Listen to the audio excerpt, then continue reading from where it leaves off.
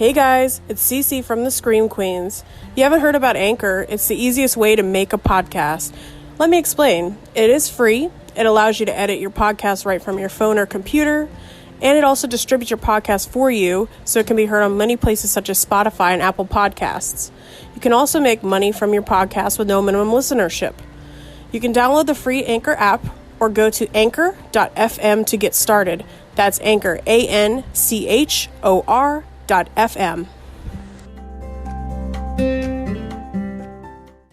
It's showtime.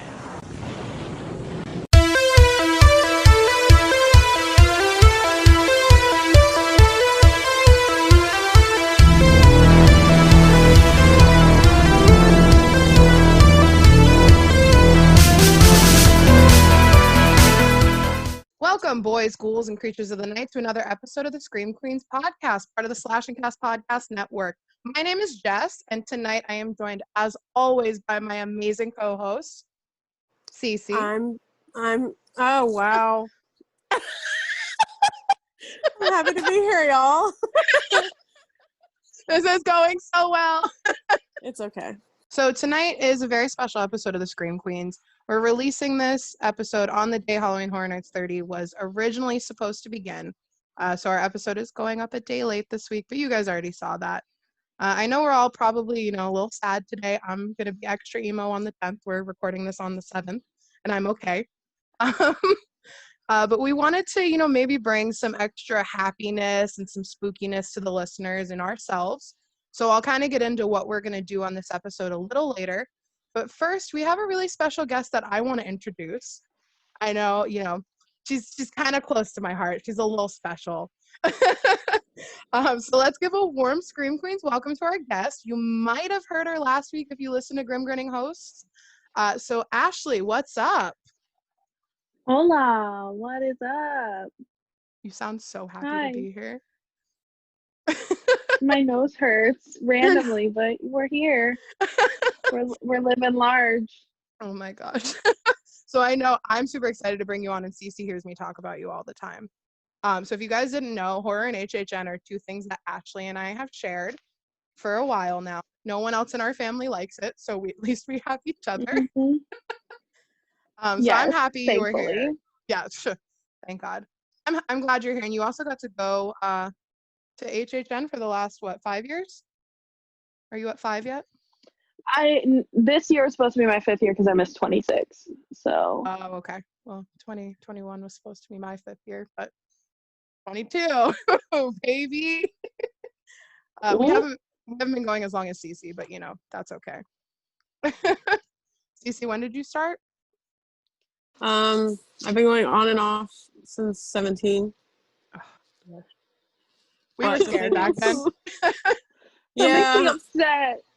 I'm a bit older too, so it's fair. Not in our hearts, though. Okay. Except mom, your mom. Yep. So, Ashley, we're very happy you're here. I have one question for you. What's your favorite house you've ever been through? Oh no. Yeah, I'm putting you on the spot. Favorite shoot. house?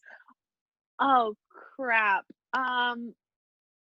I don't want to say The Shining because I love that movie so much, but it's not my favorite house. I don't know. You can't ask me that on the spot. That's too much. What was your favorite I have event to- year that you've been to overall? 28 for sure. 28. 28 was such a good year. I can't argue. All right, so let's dive into what our segment's going to be. We're going to discuss that first, then we're going to come out with the HHN news. There is actually a couple things this week. We'll discuss that. But first, what we wanted to talk about was maybe, this week celebrate the event. We don't want to dwell on it. We did our postponement episode. So maybe we want to kind of reminisce and bring our spirits up. So we were thinking the best way to do that would be, let's talk about last year. So we're going to talk about HHN 29. We're going to do a full review, house review, scare zones, break everything down. We rank them, and we're going to give you a description of each, talk about our favorite scenes, our least favorite scenes. We'll get into why we're not going to discuss the shows when we get into the segment, but you guys probably understand that already. But yeah, so we're going to get into the HHN news. We've got, it's mainly merch. You guys know this. Every week, all I do is talk about t-shirts. So our first piece of HHN news, We finally have merch with Chance on it. Fucking finally. And I know Cece's happy and I know Teddy's happy. So, Yep. no, Teddy probably screamed. I heard him all the way from over here. Teddy was pissed that there was no Chance on anything. I was too, but Teddy was like on Twitter. He was like calling them out all the time. He was like, HHN Orlando, where the fuck is Chance? That's Cece's husband, Ashley, if you don't know that. I Figured. I figured that out. So far, I've only seen it's the 26 event shirt. So from when Chance was the icon, there's socks and a magnet as well. Mhm. I have some opinions on it, which I think I told Cece. Pretty sure. I'm happy she's on some merch at this point, but it feels like a cop out. I think they completely wrote off her popularity, completely forgot about her, and said, well, nobody really liked her year, or her house, so maybe let's just not put her on any of the fucking merch. And then when everyone started to get pissed about it, let's just reprint the shirt we already fucking made 4 years ago. And the socks. Yeah. And then they tried to cover up the cop out by letting you reprint more throwback shirts. Just be like, this is a normal thing. Yeah, so they did the Horror Inc. thing. You can do multiple shirts, but the only shirt that was actually printed and out at the stand and at the tribute store was her 26 shirt. Which, I don't know. Right. Yeah. I'm happy about it because I'm happy she's there and I didn't get to go in 26, so I'm going to buy the shirt. I know Ashley probably wants to as well because we didn't get to go. So, it's nice, but I just wish from the beginning she would have been included in anything in the red and black color scheme because now I feel like it's just doesn't go with the rest. One of these things is not like the other. Right. So, at least she's out though. We also have something that I am very sad I am not able to go and purchase right now. We have a Beetlejuice hoodie. Yes. It's cute. It is so cute. It is the graphic from the t-shirt that we already have. And then on the back, on the front left chest, it says Halloween Horror Nights. It has the sandworm and it's all blacklight reactive. And then the pull strings on the hoodie are neon green. Yeah, and the inside of the hood is green as well. It is? Oh, I did not know this. I didn't know that. Oh my God. I saw a video today. Yep. Oh my God. I know Erin bought it. I should just ask her for a picture. Like, can you send me? It was on the Tim Tracker video. I saw it, so. Oh, you were just watching Tim Tracker all day. I watched his most recent video because he was talking about more like stuff in the parks. Oh, okay. Like the Jack Donut and all that stuff. So I do want to go. I did watch that one. Mm-hmm. Great for walkthrough videos. We watched the 29 one like 3 times when I was in South Florida. Because I fell asleep the first 2 times. 2 times. And Danielle and I were just sitting there like, we've already watched this twice, Ashley. She's like, I'm tired. So it's $55 just like the Jack one was, and of course I'm gonna buy one because I literally live in my Jack hoodie and it was right next to me. I don't know where I put it. I think it fell. So I'm excited about that. The Franken-Mold machine has a new friend. I thought originally it got pulled out. I saw that on Twitter, but I guess it didn't. It's just there next to it or something like that. I haven't been full weeks, so. Yeah, they're both in there. They should be. I don't know where the room is for the second one. I don't know. Again, from the video today, he created a bunch of Frankensteins and this next one. Oh, yeah. Mm-hmm. I'm excited about that. This machine, it makes a pumpkin moldorama. So it's shorter than the Frankenstein, it looks like. And then on the base, it says Halloween Horror Nights. So it's based off the original HHN pumpkin logo, which I love. Still only $6, and the machine takes cards. So, like, I went and got the Frankenstein one while I waited in line for the checkout before the Beetlejuice room. So we've got 2 more things to cover for news. I wrote this in all caps because when I went for the Beetlejuice room opening, they had the Frankenstein monster shirt out, but not the bride shirt. So we finally have a Bride of Frankenstein shirt. Did you guys see the cut of it? No, I didn't. Okay, so this shirt, I've seen it, but I don't remember. Oh, I'm going to describe it as best I can. So it says Queen of the Silver Screen on it. And she's wearing, to me, what looks like Dr. Frankenstein's coat. So it's got the buttons like diagonally going down, and she's never really worn anything like that. So for me, that just kind of solidifies the idea that the house was maybe her bringing Frankenstein's monster back to life. Okay. Because why else would she have a coat on? I don't know. That's just speculation. I know nothing. Don't take it worth more than a grain of sand. But the cut of the shirt, so it is It's a t-shirt, but it's more like a cold shoulder, and then the neckline is like a choker. So it's like open skin on the side. Oh. Yeah. It looks super cute. I'll see if we can find a picture and post it on Twitter when this drops. It's $32, so it's like $4 more than the other shirts just because that little detail. But I want it. So I don't know if you guys are gonna go buy it, but you know me, I need all of it. So and then our last piece of news I know Ashley is gonna be really sad about. So Midnight Syndicate, who I believe, I'm not 100% sure, is the group that made the vinyl. Like they're the ones who make the music for the HHN vinyl. They've been releasing updates like periodically as they can. Like, hey guys, we're trying to do a second pressing of the vinyl. Universal's talking about it with us. They tweeted last week that unfortunately there will be no more made this year of that HHN vinyl. Yeah. And I'm only mad because there's assholes reselling it for $450 on eBay. Yeah. I shouldn't be allowed. If there weren't people doing that, I would be okay with it. Right, and that's the thing. There should be a cap on things like this. There should always be a purchase limit. There should have been a purchase limit on the Jack prints, and there wasn't. I think anything that's a limited release that you're not going to keep reproducing, I really think there needs to be a limit. Keep it behind the counter, 2 per person.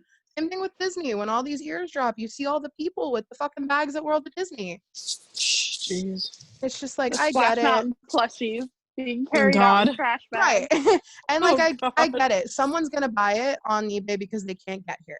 I 100% understand it. But let's start closing those lanes so it doesn't happen and the real fans can get their shit. Like, I couldn't go and get a vinyl for Ashley today because they were gone. I didn't need one. I wasn't going to go in there and buy a vinyl I was never going to use because I'm not a vinyl person. Yeah, I'm an HHN collector. If anything, I would have wanted the sleeve. I don't need a vinyl. And I would let you have the sleeve. I know. I just want the vinyl. I know. So let's put this out there. If any of our listeners have an extra vinyl just laying around there and they're willing, just you can keep the sleeve for your own personal enjoyment. I want the plastic inside of it. Who wants wants to listen to it? I would like the sleeve. So if you're willing to part with one of them and not charge us $1,000, we are willing to pay. What was it, $35? Plus shipping and handling. I think it was 30. So 30. You'll be even. We'll send you a Scream Queen sticker. We'll do that. Yeah. So yeah, that's all I have for news. Do you guys have anything you want to say about any of that? Some of the horror Inc. Things are fun. I haven't really seen anything besides the quarantine themed, like Universal monsters. Yes, my favorite was Bride of Frankenstein. It says quarantine hair don't care. Yeah, I freaking love that. What? So what am I missing? The horror Inc. is that you know every year they do that customized T-shirt thing. They got the airbrush stuff. No, the customized. How you could do like last year you could do. Oh, it was like Shorty's Gym or whatever? Yes. Yeah. And you could put your name. Okay. So this year what they did is they just put like old designs, or they put like all quarantine themed Universal monster designs. So there was like Queen of Quarantine, King of Quarantine, Creature of Quarantine. I hate that. It was not they have ones. They have other ones that are like, this is my creature Halloween shirt or something. Yeah. This is my but I love the one though. It says God. quarantine hair don't care. That one is hilarious. Yeah, no, I did like that one a lot. That's probably the only one I would get. Amount of cringing. And they're like really bad dad puns types of things. It's like something love won't suck or something like that with Dracula, or I don't know. It was fun. Yeah, it was like quarantine if it's a good sucks. dad pun, I'm into that. But like, no, I don't want it to be about quarantine. No, there's other ones too that aren't. I kind of like love based. I'll have to see them for myself. I know there were a couple shirts, like there were like his and hers shirts. Oh, okay. Oh, we love a matching shirt moment. Ashley, we'll go when you guys come up at the end of the month. We'll go and we'll do a full evaluation of all those shirts in the horror Inc. screen. Oh yes, we'll make our own list and then we'll do another episode just of the shirts. Just of the t-shirts. Fashion show. We're gonna rank all the t-shirts. All right. So now that we've ripped apart someone's design that we cannot do, are we ready to get into the main segment? It's probably gonna take 10 hours. Sure. Don't sound so Sure. excited, guys. I like HHN. Well, if it's not, I can do 9 hours. 10 hours is pushing it. I was gonna do 1 hour per house. Jesus. I'm Gucci. I'm Gucci. Yeah. Hard pass. No, we're not gonna do that. Okay, so I think we're ready, but I had a question for you guys that I gave you before we started recording. So I'm gonna ask it again, and I'm gonna give my answer. So, because I already forgot. oh my goodness, I asked you like 20 minutes ago. So my question is, before we start dissecting, I really wanted to ask, was HHN 29 special to either of you in any way? Now that we're not getting the event in 2020, I feel like I keep reminiscing on 29 like really hard, more than I ever have on an event before. And I have so many emo moments. So I'll go first to give you guys a chance to think. But for me, 29 was my first year living in Orlando. I moved in April of 2019. And I moved away from home for the first time by myself. Well, I was with someone, but we won't talk about that.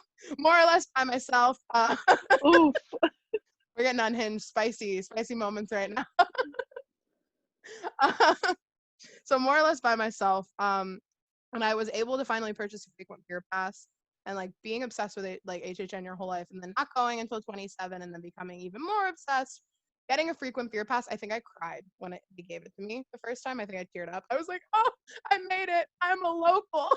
So I sit back and I think about it because I went 31 nights out of 41 last year. We counted. And my favorite thing was not feeling pressured. I didn't feel pressured to go through 10 houses every night, 5 scare zones. I would sit in Vanity Ball for 3 hours and just take pictures and just enjoy the atmosphere. So I like think back on it. And I was so happy, and like 29 was just like my recharge of serotonin. So I sit here all the time and I'm just like, oh, 29 was so good. Even though 28 is my favorite year I went, but 29 just kind of holds a special place in my heart, especially now that we're not having one right now. So Cece, what about you? So yes, it does. Last year was very special to me because I was a team member. So I got to go more often this past year than any year that I've ever gone before. Because most every other year I had been, I'd only went one night, and that meant I couldn't really see everything. So being a team member, I was able to go more. So it was kind of like, even if I would work, I would, leave work and head straight over to the park because I was about maybe 15 minutes away from property, that type of thing. Of course, yes, there's the whole nostalgia aspect too now that I'm holding on to because we don't have anything right now yet, or, for a while. So yeah, I would say definitely. Plus it was just one of the better years in general, I would say. I had a great lineup of houses, and just, I don't know, it was just special. I get that. Yeah. It's hard to just really elaborate. It's just like you have to be there to like understand. I feel like everyone just keeps saying that 29 was special. And I don't want to say it's because we're not getting 30 in 2020, but I feel like we all went from like, yeah, 29 was really good to 29 was like the best year I've ever been to. And I don't want to stop. So I kind of get that. Oh my goodness, Cece, your cat has made a special appearance. Yeah, she's like all up on me. Cece's cat just like totally invaded her personal space. She's like, hello? I'm like, hello? She's very pressed on the issue. She wanted to get her word in. I have some really strong feelings about 29. So Ashley, what about you? Before the cancellation, I probably would have said postponement. No. We don't say the C word on this show. Postponement. Before the postponement, I probably would have said no, just because like every year of Halloween Horror Nights is special, but when I look back on like previous years, I feel like at least from the 3 out of 4 years I can remember in my brain very well, that 29 was definitely like the last one on my list of like 27, 28, 29. But now that it's been postponed, it's definitely like, wow, I wish I could go through that house one more time, or I just want to go through Hellbilly and dance to Dracula one more time, you know? Or like, oh, the cotton candy cocoons would really love to walk through those right now, but you know, you really can't, and it's just very sad. We went to Universal and we were like, oh, this is where Vanity Ball was. Graveyard Yeah, Games. the first time after when they reopened, we walked through and I was just like, this is where the glowy Stillwalker should be. Where's all the arcade games? Like, and like 29 again was like, I also got a frequent fear pass, and even though I'm not like a local in like the traditional sense, I still was up there more times than I'm fine to admit or comfortable to admit, because You had a I free went place a lot. to stay too. I had a free place to stay and a pass, and my managers did not like me because I was gone so much. But I will, yeah. Now 29 is definitely now. It's special, and I feel like we didn't realize it until we realized we weren't getting 30 next. Absolutely, it's one of those So you don't know what you have until it's gone moments, and it's just like, I don't know. I'm excited for next year because I feel like it's going to be 10 times better. I wasn't ready for a mental breakdown. Hey, I'm feeling it. Come on. Us on the Scream Queens, we are the emo queens. We love a good cry. What was the bet for the postponement episode? We were like, we're gonna cry 5 times, and I think we each only cried once. It was something like yeah. So, all right, are we ready to rip 29 to filth or read it? We're not gonna rip it. We loved it. So what am I saying? I don't know. I know. I'm like, what the hell? I feel like 7 through 10, we might not have some nice things to say about, but we'll get there. So, for this, what we did, just to explain to the listeners, you guys have listened to our Nightmare episode or our Scream episode. We did it just the same format. So everyone sent me their own personal list. We ranked the houses 10 to 1, 10 being the worst, 1 being the best, and scare zones 5 to 1, 5 being the worst, 1 being the best. Kind of want to just discuss why we're not including the shows for this. So there were 2 shows at 29. There was Marathon of Mayhem, and then a second show where, if you've listened, I believe 2 episodes ago, CC, right? I want to say our last HHN segment. Yeah. Our last HHN episode, the quiz episode, we touched on a subject revolving around that second show, and we're not supporting the owners of that company. We stand with the victims of that. So we're not even going to discuss it, because personally there's a lot of stuff that's come out, and I know that we would all rank it as the worst because of that. And that's not fair to the dancers who put that work in, and they did amazing work, and I'm really proud of the people that did stand up and that are fighting, this wrong shit in the community. So we're not even going to discuss it. Go back to that if you really want to see it, or listen to it 2 weeks ago if it's the HHN quiz episode. So yeah, shows we're not going to talk about. Marathon of Mayhem is number 1. So the most points a house or a house could get, was 30. The least it could get was 3. For scare zones, the most it could get was 15, and the least it could get was 3. Just remember that. I'll go over it again. Do you guys want to start with scare zones or houses first? Let's say scare zones. Scare zones. All right. So what I did, I'm going to give you guys a description for each one, just in case you didn't go and you're curious. And then we'll kind of go into it. So coming in at number 5, and I don't think this is a surprise to absolutely anyone. It was unanimous. So I don't even have to say it. So with 3 points, because we all put it in number 5. We have Zombieland Double Tap. So, just to give you guys some information. Just to give you guys some information, this was located on the streets of New York, so over on the back by Mummy. And the description that Universal has was, "It's time to brush up on those rules of survival." Based on the hit film and its upcoming sequel, that is a very loose hit film.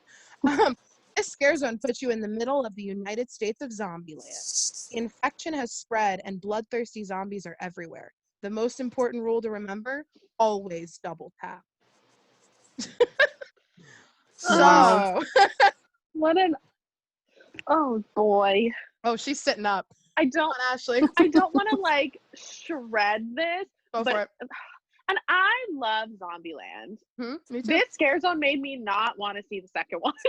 I haven't seen the second one yet because I haven't so either. annoyed. And like you guys love the first one too, right? Mm-hmm. It's amazing. It's fantastic. What the fuck was this zone? What? Okay, what I like cool. I don't even know. Like the stage shows, like the impromptu It's shows. show. It was one It never audio. happened. Show. It was one audio. Sorry. No, because there was but there was also the one in the little prize. I don't count that as a show. That was like cast change. Anyway, I hate that it just, and it's probably for like copyright reasons, or I don't even know that they didn't use the original, like Woody Harrelson's voice. No. Well, they probably had to pay him too much. It was so bad. Zombie kill of the week, huh? And I didn't even like the Walking Dead house when I went in, but those zombies were so much better than the ones in this zone. The makeup in this zone, and like I will never knock the makeup team. The makeup team at Universal Orlando is fan-fucking-tastic, and the work they put out is amazing. But the direction they were probably given was garbage because it was like some of them were great and some of them were. Is that a zombie? Yeah. What? And also, can we talk about the fact that there was a fucking movie photo prop from the Cinemark just fucking put in the middle of the scare zone? The photo op. With the two. Yeah. It looked like something you could see at like Movie Co. or Cinemark. Like, coming soon. Just you pose in front of it on a Friday night at the mall with your friends in middle school. Like, I'm sorry, very specific. I barely went through there, so that's why like I never saw the stage show happen. Yeah. So I was just like, hello? It was the same show. It was a zombie that would fight them, and then the clown would and then they'd kick the clown down, and then they'd hit the fucking I saw it today on the video. Strongest thing. But I was just like, I don't ever remember seeing this go on when I walked through there. So it was always happening, and it was the same dialogue no matter the character. Mm-hmm. Just different The voices. only thing this zone had going for it were the porta potties. Yes. And the fact that the zombies' outfits blended in with everyone else, like all the guests. I got some scares, like not paying attention, like walking through. And I will say, like, shout out to Jogging Zombie and Bill Murray Zombie. Bill Murray he was so good. And did you see the jogger though? Good, yeah. He was constantly just like, just going through. But yeah, the porta potties. But I feel like also the porta potties just gave the 12-year-old kids whose mommies dropped them off, so they didn't have to watch them while they got wine drunk with their friends. The chance to just stand there and be little assholes. That's a spicy take. Spicy boy. So yeah, I don't know. Do we have anything else we want to rip apart about Zombieland, or can we? I mean, I could go on for days, but we can go. Okay, well, I have a lot of opinions about the next one. So coming in at number 4, we have, with 6 points. So we really ranked it. That means we each all ranked at number 2. We have Vikings Undead. So this one was located in Central Park. Located in Central Park, so that's over where the pumpkins normally are. So I feel like that's a big reason why a lot of people didn't like it. But so just to give you guys a description, this is what Universal had for its press release. We're all familiar with the brutal Viking warriors. It's terrifying enough thinking about facing them alive. Now picture facing them as the undead. They have risen and laid siege to Central Park with an onslaught of gore. Bloodlust never dies. Right. Anyone get that from the scare zone? Because I didn't. Absolutely not. I didn't get the undead part, but like I did like some of the cool setups of like the gore. Yeah. But it was stationary. It was mostly stationary. Yeah, you had the girl on one side and then the guy on the other side. Yeah. Like, I mean, it was cool if you just want to look at it, but like, wasn't enough scare actors like in there trying to get you. I don't feel like. Oh, absolutely. And I just don't understand the undead part because I just didn't really get that from that. They were zombies, I guess. Yeah. Like I saw it, they were all gray and decrepit, but like now we have 2 zombie zones. Yeah, I don't know. Right. I don't know. My issue with it, subpar zombie zone. right? And that's my thing. Is Central Park is always my favorite zone. I feel like I've always ranked it number one, like because Trick or Treat in 27, and then last year was oh my goodness, Not the or Harvest. 28. What was 20? Yeah, 28 was no, not the No, Harvest. the Harvest was up front. It was the other one with the pumpkins. Oh my gosh, it'll come to me. Okay, the pumpkins. Just a tradition? It's a tradition. Yes, you see? Oh, you. okay. Girl. I wasn't even paying attention for a second, and I got it. You make me so proud when you get HHN trivia that I don't know. I'm so proud. I'm just obsessed with that story though, because I read the blog earlier this year. Because like, I think it was Duff from 365. He like pointed out that it was a really good read, and I just like ever since I read it, I was like, hell yeah. Yeah, I read that. Now I need to go back. So my issue with Vikings Undead, and I say this to anyone who talks about it with me, I would walk through it every night because two of my favorite houses were through there in the back. Yeah. And I would constantly just get like headaches because the soundtrack and that like the ambiance music they had was just women screaming. Yeah. It was the loudest scream, and it made me not want to be in there. And I can deal with screaming, but this was like ear piercing, like like in your ear, and there weren't enough scare factors in there to absorb sound. Like no one was really doing much for me, and I just would get headaches walking through there. So I would either walk the long way, be like, I'm going through Hellbilly to get over here, like I'll take it that way, or I would go like and just run through and like I can't do this. It's so loud. And I get it, that's part of HHN, but like mix it up, add something else, maybe a man screaming would be nice. I don't know. And like I feel like there were never enough people to scare me. The Stilt Walker guy would always run at me and I'd just be like, what's up? And then no one was ever hiding in the fog for me. It was always just like them talking to the girl who's like eating the guy. On the side. I feel like they were all always talking to each other.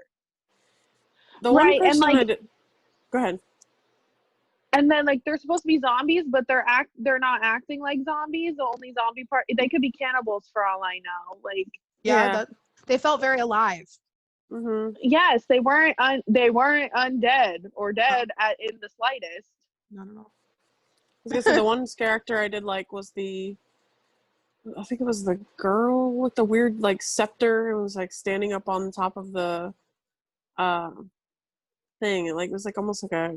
Oh, it's I think it was like a witch doctor, but not a witch doctor. Yes. Is that the one with the person like filleted open like butterfly? Yeah. They had that cool cape and shit. That was cool though. I like that one. But I did like them. They were always acting their asses off. It's just I heard, and other people like.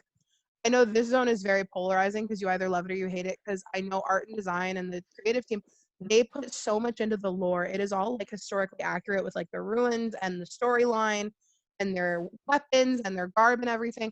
And I love that shit. I love it. Thank you for the detail. I wish the zone could have stood out better with it. So I never want to like knock what they did, but not my favorite. And then the redeeming thing was Groot at the end in the back. Yes. When they had him like over by the smoking section in the trees. I love that because he's like, I am a tree. He was like method acting. He was just like, I am Groot. I am the tree. Literally, I think everyone called him Groot. That's so great. Oh, I remember like someone he probably had more pictures than anyone else. Absolutely. Someone had their kid and they were like, Groot! And I was like, oh my God. 1, why is your child here? 2, this ain't Disney. And 3, you're absolutely right, that's Groot. I loved Groot. I would just stand there and like watch people just like want to take pictures, but then he would like run at them. We love stilt walkers. We stand stilt walkers in this podcast. I almost said this house, but we're not in the same house. There's some hoes in Oh my God. Oops. All right. Anything else we want to talk about? Oh no, I have to tell a story about Vikings Undead. I was walking through and someone from another country, and I never want to knock an accent. It just was the funniest thing I had heard because I didn't like the zone so much. And this family was like reading a map and they were like, where are we? And Dad goes, Vikings Undead. The way he said I like that. So the rest of the event, I was like, anyone want to go to Vikings Undead? He was just so happy to be surrounded by Vikings, and I really wish I had By that same Vikings. the same experience. That's what I wish I had, was the joy of that man reading the map and realizing where he was. That should be on a promo for HHN for 30. Vikings Undead. Reborn is the sequel. Oh, I love that. They're babies. Oh my Hell god. yeah. Baby Groot. Stop it. Cece, you're on to something. It's following the timeline of Guardians too. Look at that. Goes from big Groot to baby Groot. I can't. Can we do teenager Groot? Because he's my favorite. And Oh god, Groot he's so angsty. me. All right, now we're going completely off track. We went to Yeah. So back to scare zones. I think now we're gonna have to start having more positive discussions. So number 3. Really? Number 3 with 9 points, which means we all unanimously put this at 3. 2 and 1, we're not unanimous, so we'll get there. Number 3, we have Anarcade with 9 points. Now, for Anarcade, this was located Avenue of the Stars. First scare zone when you walk in. We all saw it, unless you went to the right, which if you did, you were right. So 80s inspired arcade has taken over the Avenue of the Stars. At first glance, you may think it's a party. However, you quickly learn that game over means a permanent end for you. A gang of neon slashers are out to play, and this is one game you won't want to lose. And I just want to say, I have a little fun fact. This won Scare Zone of the Year for 29. Really? I believe. I don't see how, but I know, but it won Scare Zone of the Year. Cece, what are your opinions on this zone? Okay. Purge redo masks, or like Purge refurb mask is what they were wearing. But my favorite thing about it is the fact that it was a great photo spot because of the big arcade game machines. Yeah. Oh, my That's profile about all picture I did. On Facebook was my picture in an arcade for about 10 months until mine's right now ago. is the zombie, but I did have the other one, yeah. The lighting in there was just everything. Like, I will never deny that. Yeah, like that blanket laser they have, and then when the fog goes through it, it's so good. I called it the Voyage of the Little Mermaid laser. That's exactly what it is. If They you were ever like, go let's in- get inspiration from Disney. Where should we go first? Voyage of the Little Mermaid. This is exactly where I go for inspiration. So I liked it. I would sit in there and watch people just because they had chainsaws in that zone, and anytime there's a chainsaw, I'm here to watch all the people go running. But I really liked the scare actors that could walk forwards and backwards a lot with like the capes. They had like the light up capes, and they had 2 masks on, one on the front. Oh yes, like the little the jellyfish looking people. Yeah, but they got taken out like sometime in October. I think that it was just there were too many people. Yeah, I was gonna say I didn't see them that often. They were there through September, and I think once the crowd started really picking up in October, they were made into like chainsaw people. Oh, okay. But yeah, and those Stiltwalker girls were always doing the loading, the character selection, little bop back and forth. Great. They were fantastic. Love them. And when they would hide in the machines and then like swarm out, chef's kisses. Oh my god, they were so good. Those outfits were everything. And that zone just has the perk of also being able to get scares from the Shrek queue. Oh yeah. And being able to like scare people that don't even realize they're next to a scare zone. Oh yeah, and my favorite was it looked like a scythe. It was like an orange, like a scythe. You know what a scythe? Yeah, it looked like that. That actor would always, whenever I was in line for clowns, would like come up and like go through the express line and like hack at you and scare the shit out of everybody. And I was just like, yay, yay, yay.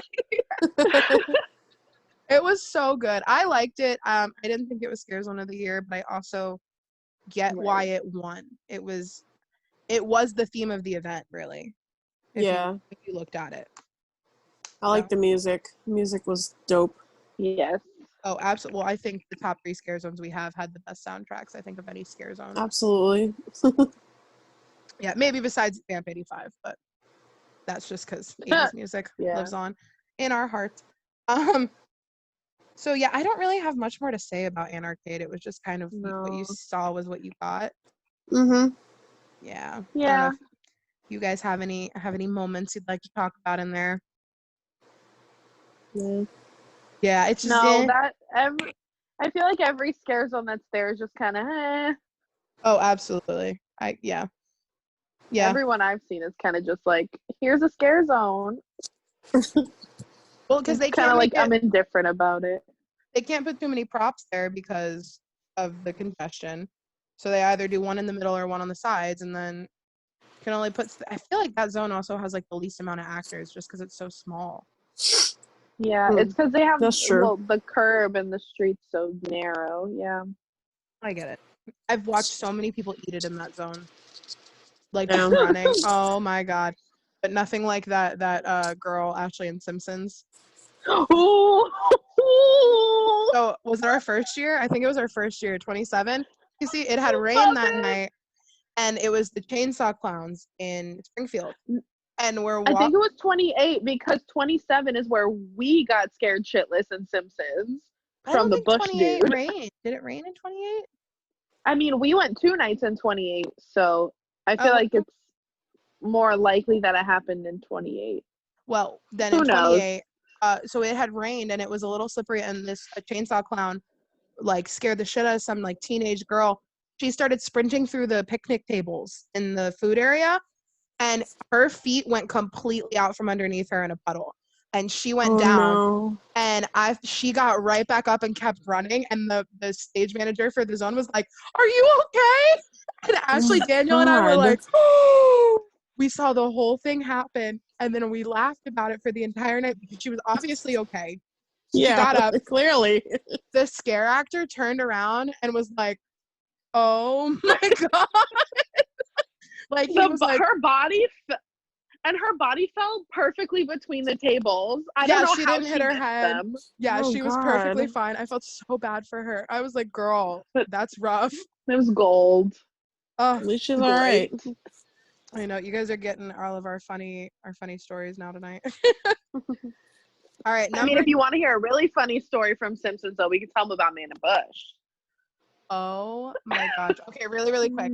So, I don't know, in Simpsons, right before the bathrooms when you're walking in from like kid zone area, it is pitch black during HHN. They have no lights by the bushes or anything.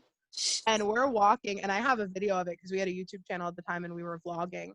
And we're talking about how scared we were in one of the houses. And I was like, "Wow, it's really dark in here." And you hear the chainsaw, and a clown jumps out from the bush at Ashley and I. And I didn't drop the camera, but I dropped my arm, and I start sprinting, and I'm like, "Ah!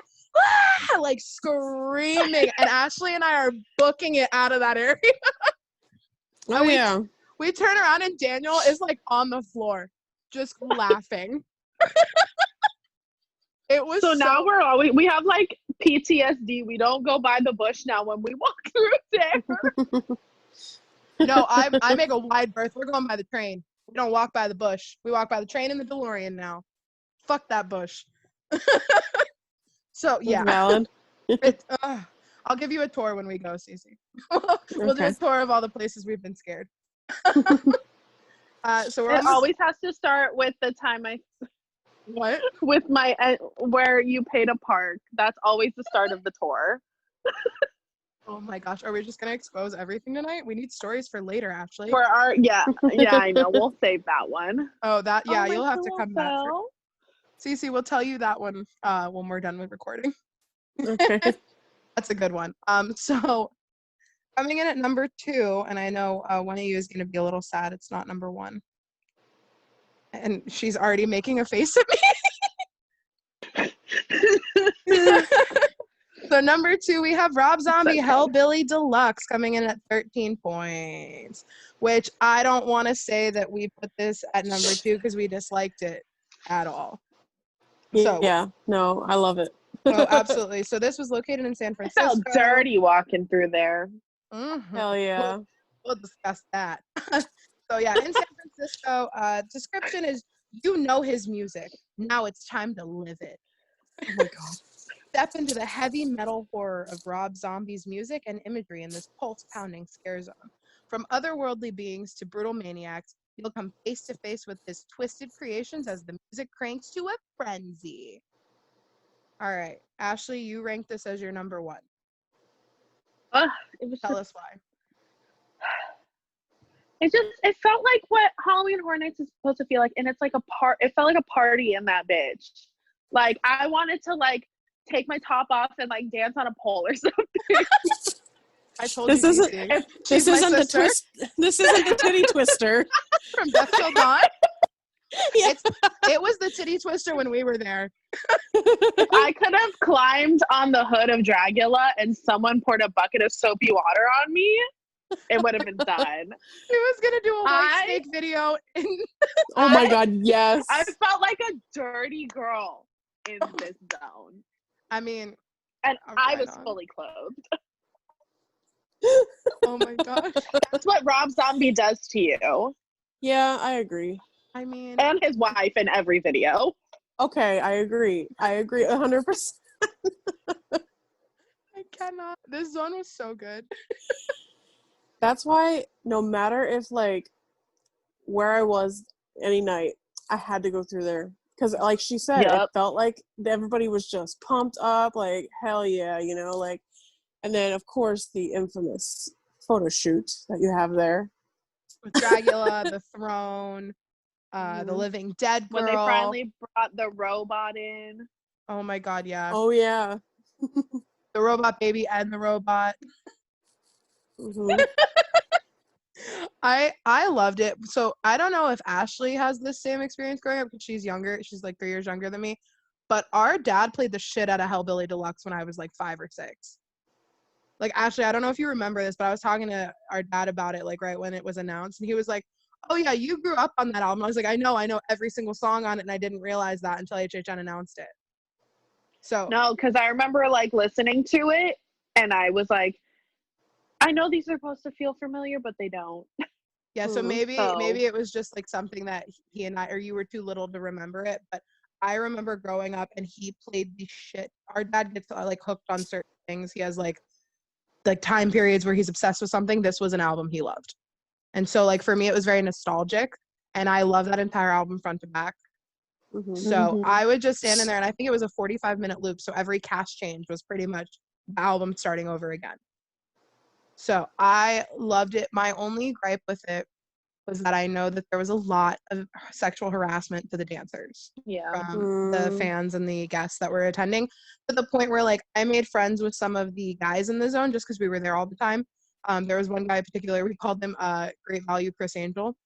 Because he kind of looked like Chris. Yeah. And I told that to him. He totally thought it was funny. It's not, like, offensive. I'm the Great Value Rat Lady. We all know this. So he had, like, a long trench coat on, and, like, we would be talking, and at one point he was like, hey, I gotta go. We have 5 minutes till cash change. I have to go escort my girl from her thing. And I went, what? He's like, yeah, all of our girls have been, like, sexually touched and harassed. So each of us have to bring one back for cash change now and make sure we escort her. That pissed me the fuck off. Y'all can't control yourself that a girl who's literally in, like, a crop top and, like, boy shorts, you want to fucking touch her? Yeah. I'm sorry. Keep your hands to yourself. If I can't touch your crotch, you can't touch mine. Sorry, that's a rule. Boom. Don't touch the fucking scare actors. Well, yeah, that's just a given, period. Don't touch people. Don't touch people you don't know. Exactly. Like, even if it's in a friendly way, like, you gotta know when it's right or get consent. Like, fuck that. You gotta know when to hold them, know when to fold them. Oh my god. I'm sorry. This is a weird night. Y'all are catching me on a weird night. But yeah, so let's talk about the positives. We had Dragula. We all Living Dead Girl. The Living Dead Girl. The best song ever. Like, my theme song for so many years now.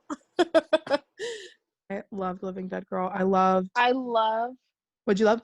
That they were playing the music videos on, like, projected on the wall. Yeah. And you're just like, oh my gosh, look at this full fantasy. And then you see the trippy ass video in the back and you're like, Oh, I wish the real life was what the video was, because his videos are just so weird. Yeah, Dragula is very much like that. It's like a friggin' acid trip with like the Super hypnosis Beast shit. too.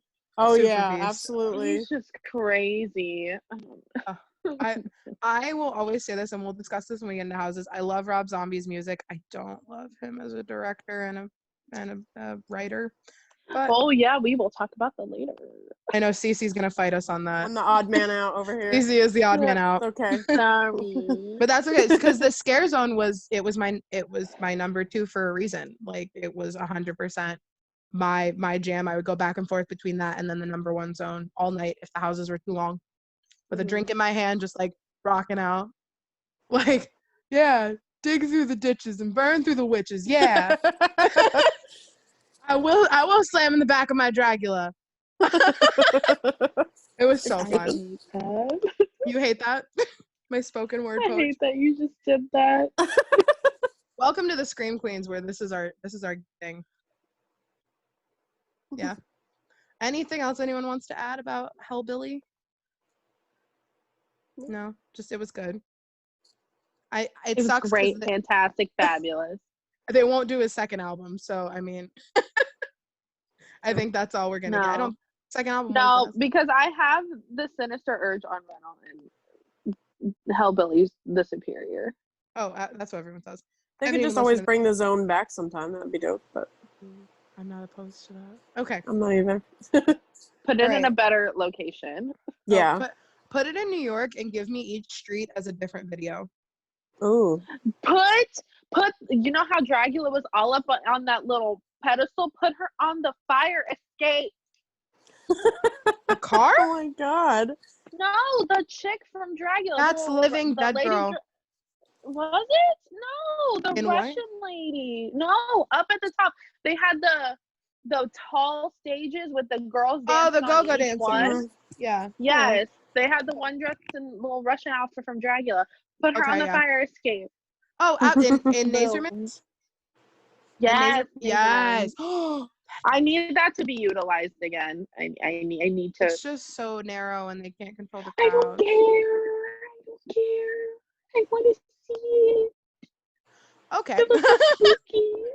You guys don't know, Nazerman's is the back alley over in New York. It's like behind the Starbucks and the Cold Stone. If you don't know, it's open to walk through. Yeah, it looks like my you area. Can't walk there. Yeah, it looks like you can't walk through there. That's where I do stay and scream. I chill back there on the little crates. Yeah. And I chill out. It's the best. It's great for photo shoots too. Yes. A little picture. We'll do an episode on best HHN photo shoot spots. We'll bring Ashley and Daniel on. I can't. All right, so number 1, are we ready? I have so much to say about our number 1, and I know you guys do too. Okay, so number 1, with 14 points, which is almost perfect, we have Vanity Ball, the House of Vanity. Location is Hollywood, and the description is a sentence. It's, your flesh is a canvas in Hollywood, and these blade-wielding artists can't wait to take a scalpel to you. Ooh. I feel like that's not the best description, so I want to kind of dive more into that. Vanity Ball was very, I called it the Hunger Games meets like Nip Tuck. It felt Repo. Repo's better. So it was like the more body modifications you had, the more attractive you were. So very exaggerated. There was a girl with like a clear plate in her chest so you could see her heart. There was like lip fillers to the extreme, new faces ripped off. There were live surgeries that were happening. But I know that one of the biggest things, and the reason like it had a very big following, was because in my knowledge, it is the first time that the LGBTQ plus community was written into a zone or a house. It was never outright said, but you had Mr. and Madam, the hosts. So each cast, you either had a female or a male, and Mr., I was either Mr. or Master, he was very androgynous, leaning more, to the queer side of things. And I know a lot of actors in the zone were LGBTQ plus themselves. And like, I know people personally, and it was just a huge thing to see that represented at HHN for the first time for a lot of people. And it kind of grew as this cult thing. But I also know that on the other side, a lot of people felt like it wasn't a good zone, not because of that, but because they couldn't relate to it. Mm. So I heard a lot of like polarizing, like some people are like, they're just standing there talking to their friends. And I was like, no, the whole point is that they're talking shit about you because you're ugly to them. So your insecurities that you're feeling right now are what you're supposed to feel. That's the actual terror of that. Is you're the ugly one. So, yeah, they would like call out your outfits and stuff when you would walk by. Right, they would read you for filth. And that was my favorite part. I loved, we called her the Beetlejuice girl in the striped outfit. She would like run around and like beg to go up on stage, and then they'd like drag her off. Oh yeah. And she had like a busted up face. So like you were either like you were ugly enough to be pretty, or you weren't ugly enough. It was, I love it. What about you guys? I could talk for hours. I think you touched on everything I would have pretty much said about it. I mean, I just thought, I like the gore aspect of it with the scalping or scalpel and like the surgeries and stuff like that. Pulled an eyeball out, and they would do liposuction, like bloody liposuction. Yeah. And like I love the stage. It was almost like like the old balls that they do in the queer community. Mm-hmm. So it reminds me of like a lot, like, because I know of the balls from the show Pose. So I've never actually been to one or anything, but it reminded me a lot of that. So I really enjoyed that too. Oh no, I loved it. Ashley, do you have any favorite? No, you hit everything. Sorry, we never spent, like, at least when I went, we didn't spend like a lot of time because I always wanted to go through houses. Right. But we did sit, I think like the last weekend or one of the last weekends we sat there, and everyone, you could tell they were all sick because they were like sucking on lozenges. Yeah. My highlight of that zone was the guy with the head and the long, luscious hair. Yes, and the moo-moo. Loved him. We loved him. He was great. Whipping his hair like Beyonce wished she could. Mm-hmm. No, he was fantastic. I also really loved the girl in it wasn't a meat dress, but it was like very gaga. She was blonde. She had the really big lips. I loved her. There was what did I call him? Big head. He was like very short in stature, but his like body modification was that he had like a whole new head put on him. It was like too big for his body. Or like a face. It was like a very large face with like a very large chin. I loved him. He was great. I loved all like the victims. Then they had like the sexy nurses. So you had like the sexy element of it, but you also had the gore and the blood. It was just, mwah.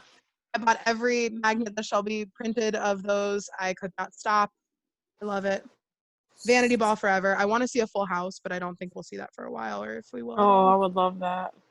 I think it'd be an interesting take on a house. I don't know. So, are we ready to discuss the houses? Because we have a lot of them. Yeah, we do. All right, so we're going to get into the houses now. Again, they're ranked 10 to 1, 10 being our least favorite number, 1 being our most favorite. So same thing, I'm going to give a little description. I'll give you guys the location and the facades. And then I have some fun facts about each of them that I thought, things I didn't even know while I was researching. And I kind of used a bunch of resources. I used some Twitter things I could find. There's an HHN fan wiki that's really good. That has a lot of information. So we're going to start with number 10. And for number 10, we have Nightingale's Blood Pit coming in with 6 points. What the hell? Oh, wow. Cece's not happy. I mean, I'm not happy, but I'm just shocked. I can tell you that Ashley and I ranked this as our least favorite. And that's why it went so Yup. We'll get into that. Let me give my description first. Oh, go for it. Just in case people haven't gone, because I know we have a lot of listeners that are like here for the horror movie, but they're learning HHN. Yeah. Some of our friends from the network, so I want to give them at least a little description. Join us. All right, Nightingale's Blood Pit. So the location was Sprung Pent 1. Facade was a row of Roman pillars with some banners, and we had a nightingale eating a horse outside in front of a large stone building. The description is, in an ancient Roman arena, grisly creatures are drawn to dead and dying gladiators. With nothing to protect you, your history is what it's called. So this was set in ancient Rome. It was a prequel house to Nightingale's Blood Prey, which was in 2011, and that one they were World War II nurses. So Nightingales actually comes from Florence Nightingale, the nurse. Oh, okay. Yeah, fun little fact for you. So this was a prequel house, and the Nightingales, they show up when there are mass amounts of blood loss. They're attracted to blood. They're very carnal creatures. The original iteration had these rows and rows of teeth. Really, really gross. But these ones look like fucking turkeys. Hell yeah. We'll get into that. Ugh. I like them. So I also put the code names for each of the houses because art and design uses code names when they're designing. The code name for this was Pit. Very self-explanatory why it was Pit. Never would have thought. I know. And then the puppet, the lion puppet in this house was the same one from Scary Tales Deadly Ever After from 28. So just some little fun facts. Now rip it apart. Let's go. It smells awful. Oh my God, decaying flesh. Not as bad as the torture chamber from AHS 27. From Coven? Not as bad as that, because that one I almost vomited in. Yeah. But it was awful still. Not even getting into the house, the facade. What was up with that dude on who was speared and his torso was 3 feet long? Yeah, and, the proportions were, the proportions of that person non-existent. It was very true. We were in line for a very long time at one point, and all of us were just staring at it like, why does it look? Oh my God. It was like, you had one job. It was to make sure he looks like a human. I know. Cece, I know you rank this a little higher, so if you want to say some nice things about it. Yeah, this is the house that I probably had the most scares. So that's why I actually really enjoyed it for the scare factor. So the first time I went through, it's a little past the facade. So you get into the queue, you're past, the main facade there. You get into that little hallway almost before you get into the house part of it. So there was one time I went, and the first time I went, nothing happened like this. I think maybe they added the scare actor in because the first time I went was team member preview night. So another time I went, I'm just talking with my friends. We're just kind of waiting to get in. We're excited. And one of the guys on the right side, it was so loud. Oh my God, it scared the shit out of me. And my friends all laughed at me. And so I just started running forward. So that scared me. The lion scared me almost every time. It was just very loud in that house too. So all those loud noises always scared me. I love the random yelling of whatever freaking quote they always yell. I don't know what it was. It was like "Soda" or something weird. Victoria! I don't even know what they're saying. Yeah. I didn't know what they were yelling. We only know that because that's someone's middle name in our family. So every time we walk by, I'd be like, Victoria! I love that. I don't know why. Usually I hate noises that are over and over, but I love that one. Fun fact that I didn't have written down, but that is a female gladiator, and she's the only one to actually kill a nightingale in the entire house. And it's the female. She a bad bitch. Wow. She's a bad bitch. She got bad bitch energy. She's fucking only one. I didn't see any of those other motherfuckers killing nightingales. Yeah, because they dead. I hated the wetness though of that house. It was so wet. It was wet. So wet ass house. I know I was gonna say wet ass house. Wah. So my issue was, and I know that the creative directors discussed it eventually, why they look like turkeys and why they look different from before. It's because they were saying as we all evolved, the nightingales evolved in 1400 whatever, and we saw them in 19 something. So obviously they're gonna look a little different, and they look like that because back then they were to bite through, so they needed beaks to get through all that flesh and everything. So I could appreciate the character development of it. But they look so much like the turkeys from the holidays in Hell House in Hollywood. Oh my God. Oh no. That I couldn't get past it. You're making me think they need to do a Thanksgiving house. Not that they'll absolutely. ever do that. But, oh my god. Yeah, no, it's bad because my boyfriend's mom, we went with her one night. She peed her pants, like actually peed her pants in multiple houses. We walked into this house, and then when we got out, she's like, "Why the fuck were there chickens in there?" Like dead ass. She was like, "That house wasn't scary." And I She had a peed lot her of scares pants in and it. killer clowns. Oh, see, I was scared in that house though. So I was too. Yeah. The one room with the it was the strobes in Nightingales. oh yeah, They're towards so- the end, I think. It was towards the end, and there were Yeah. like 3 nightingales in there on like there was like on either side of you. And I just remember every time I would walk through that house, just being completely caught off guard. Like I don't know where they're coming from. Yeah. I would scream. But every time I would be in line, there would always be cash change, and I couldn't do anything except go, "Look at all those chickens!" Chicken. Oh my god, Teddy would I love you for can't. saying that. Without fail, every time they do a cash change, I just be like, "Look at all the chickens! Oh my god. They're here!" And it, I feel like for 29, I can't even say it was a bad house, even though it's the No. least favorite. No, it Nothing was wasn't. bad. There was no. Well, I'll get into it in a minute. Okay, we'll disagree with you on that one. That's okay. So yeah, I mean, I liked it. I still went through it if it had less than a 30-minute wait. That's my Yeah. plan. Yeah. I wouldn't I never wait over waited 30. too long either, so. It's just, I get it. I love when they do continuations or prequels on the originals. I'm an original hoe. We know that. We love originals in this OG. house. Oh, Yeah. it's great, but I don't know. I feel like once we start getting into the higher ranked houses, it's gonna get spicy conversations. We're gonna have hot takes. So now coming in at number 9, and I feel like we're gonna get some hate on this, but we might not because it was kind of universally disliked. Stranger Things Volume 2. Thank you. 8 Thank you. points. I know. Ashley's going to check her list right now. Ashley, I have you. You ranked that I as did 6. Yeah. So Ooh. Cece and I had. I don't know. No, I had it at number 9. I had it number 10. Yeah, so my let me do the little description. This was in Soundstage 25. It had no facade. You walked in a very inconspicuous door, so nothing to discuss on that. The description that I'm sorry, are we putting you to sleep, Ashley?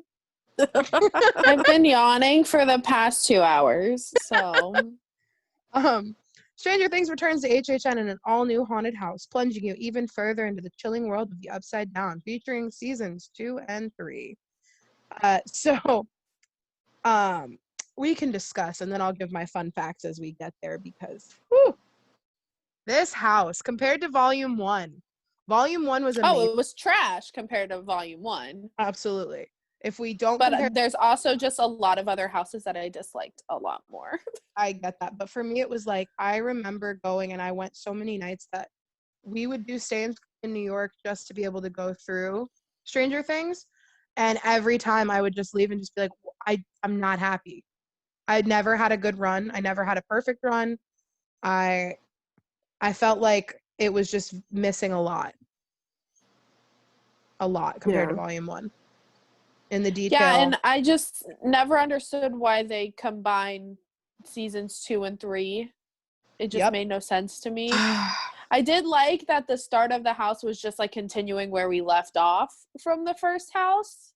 Yes, with I did the enjoy end that. scene with 11 and the Demogorgon, but yeah, season 2 was definitely a bad section of that house. Oh, absolutely. It got so much better when we got into season 3, but even then, like season 3, it was like a blip. It wasn't even that much. Right, like the mind flayer that looked like a giant dust bunny. Who was it? The biggest scare I ever got in that house was Lucas's sister. Really? Because I forgot she was there, and she popped out behind the door, and I literally like shit my pants. No, without what? I was like, is she? I was thinking like in line for that. I was like, who's actually like not shown in this house? And I thought she wasn't in it, and I was proved wrong. She was like, I'm gonna show you I'm here. Yeah, I feel like I only saw her like once or twice, and it was the night that the actress was there filming in the house. Oh. So, yeah, well, she just walked through. I don't know. My scare in that house, Billy always scared me without a Oh doubt. yeah. Like he would bang on the fence and I would jump. Like without fail. Volume 1 was so much better. The actors were cast better. I feel like in that cabin scene, no one looked like anyone who they were supposed to be. Oh no, what was it? Max was blonde. Max? Mike? What the? No, Max, the girl. Oh, Max the girl. I'm She sorry. was Who's Max? blonde. She was. I forgot Supposed she to be was a in the redhead. house. Yeah. And she had a wig on. Oh my god. Yeah. I am one of the biggest Stranger Things fans of all time. Season 3, I have rewatched 3 or 4 times because I absolutely adore it. So for me, this was a huge, huge disappointment, and that's why I ranked it so low. I was expecting a lot more, especially a lot more of season 3, and I feel like we got skimped out of a lot of season 3 in this house. Oh, absolutely. There was even a room towards the end where it was just nothing but a dark hallway. There was nothing there, and it just pissed me off. I think you're thinking of the transition to season 3. It was 11 sitting on the floor in front of the TV. Yeah. That was the dark hallway. No, it wasn't even that. It wasn't even Oh. that. It was like towards the very end almost. See, that's how the first house ended, though. It was like a really long hallway, but the Demogorgons and Elle popped out. Oh, yeah. But there was like 5 Demogorgons in that room. Yeah, and they would come out from random spots every time. Yeah, I was going to say the reason why I might be seeing it that way is because I did only go to it once, and I went on team member preview night, so it might not have had everything in there yet. That's true, yeah.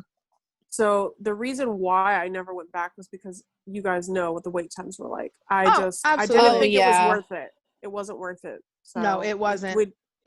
I would have rather gotten almost every other house done that night and skipped that if I had to. Oh, same. So. That's why I think we kept count, and I think I only went through Stranger Things like less than 10 times, which is low because my other houses were like we were almost at like 30 for some of them because we would do like monsters and graveyard games like 2-3 times a night if we could. Mm-hmm. So I get that. It's just it was such a disappointment. In the cabin scene specifically, I remember. Is it Luke? Wait, was it Lucas or Mike? One of them.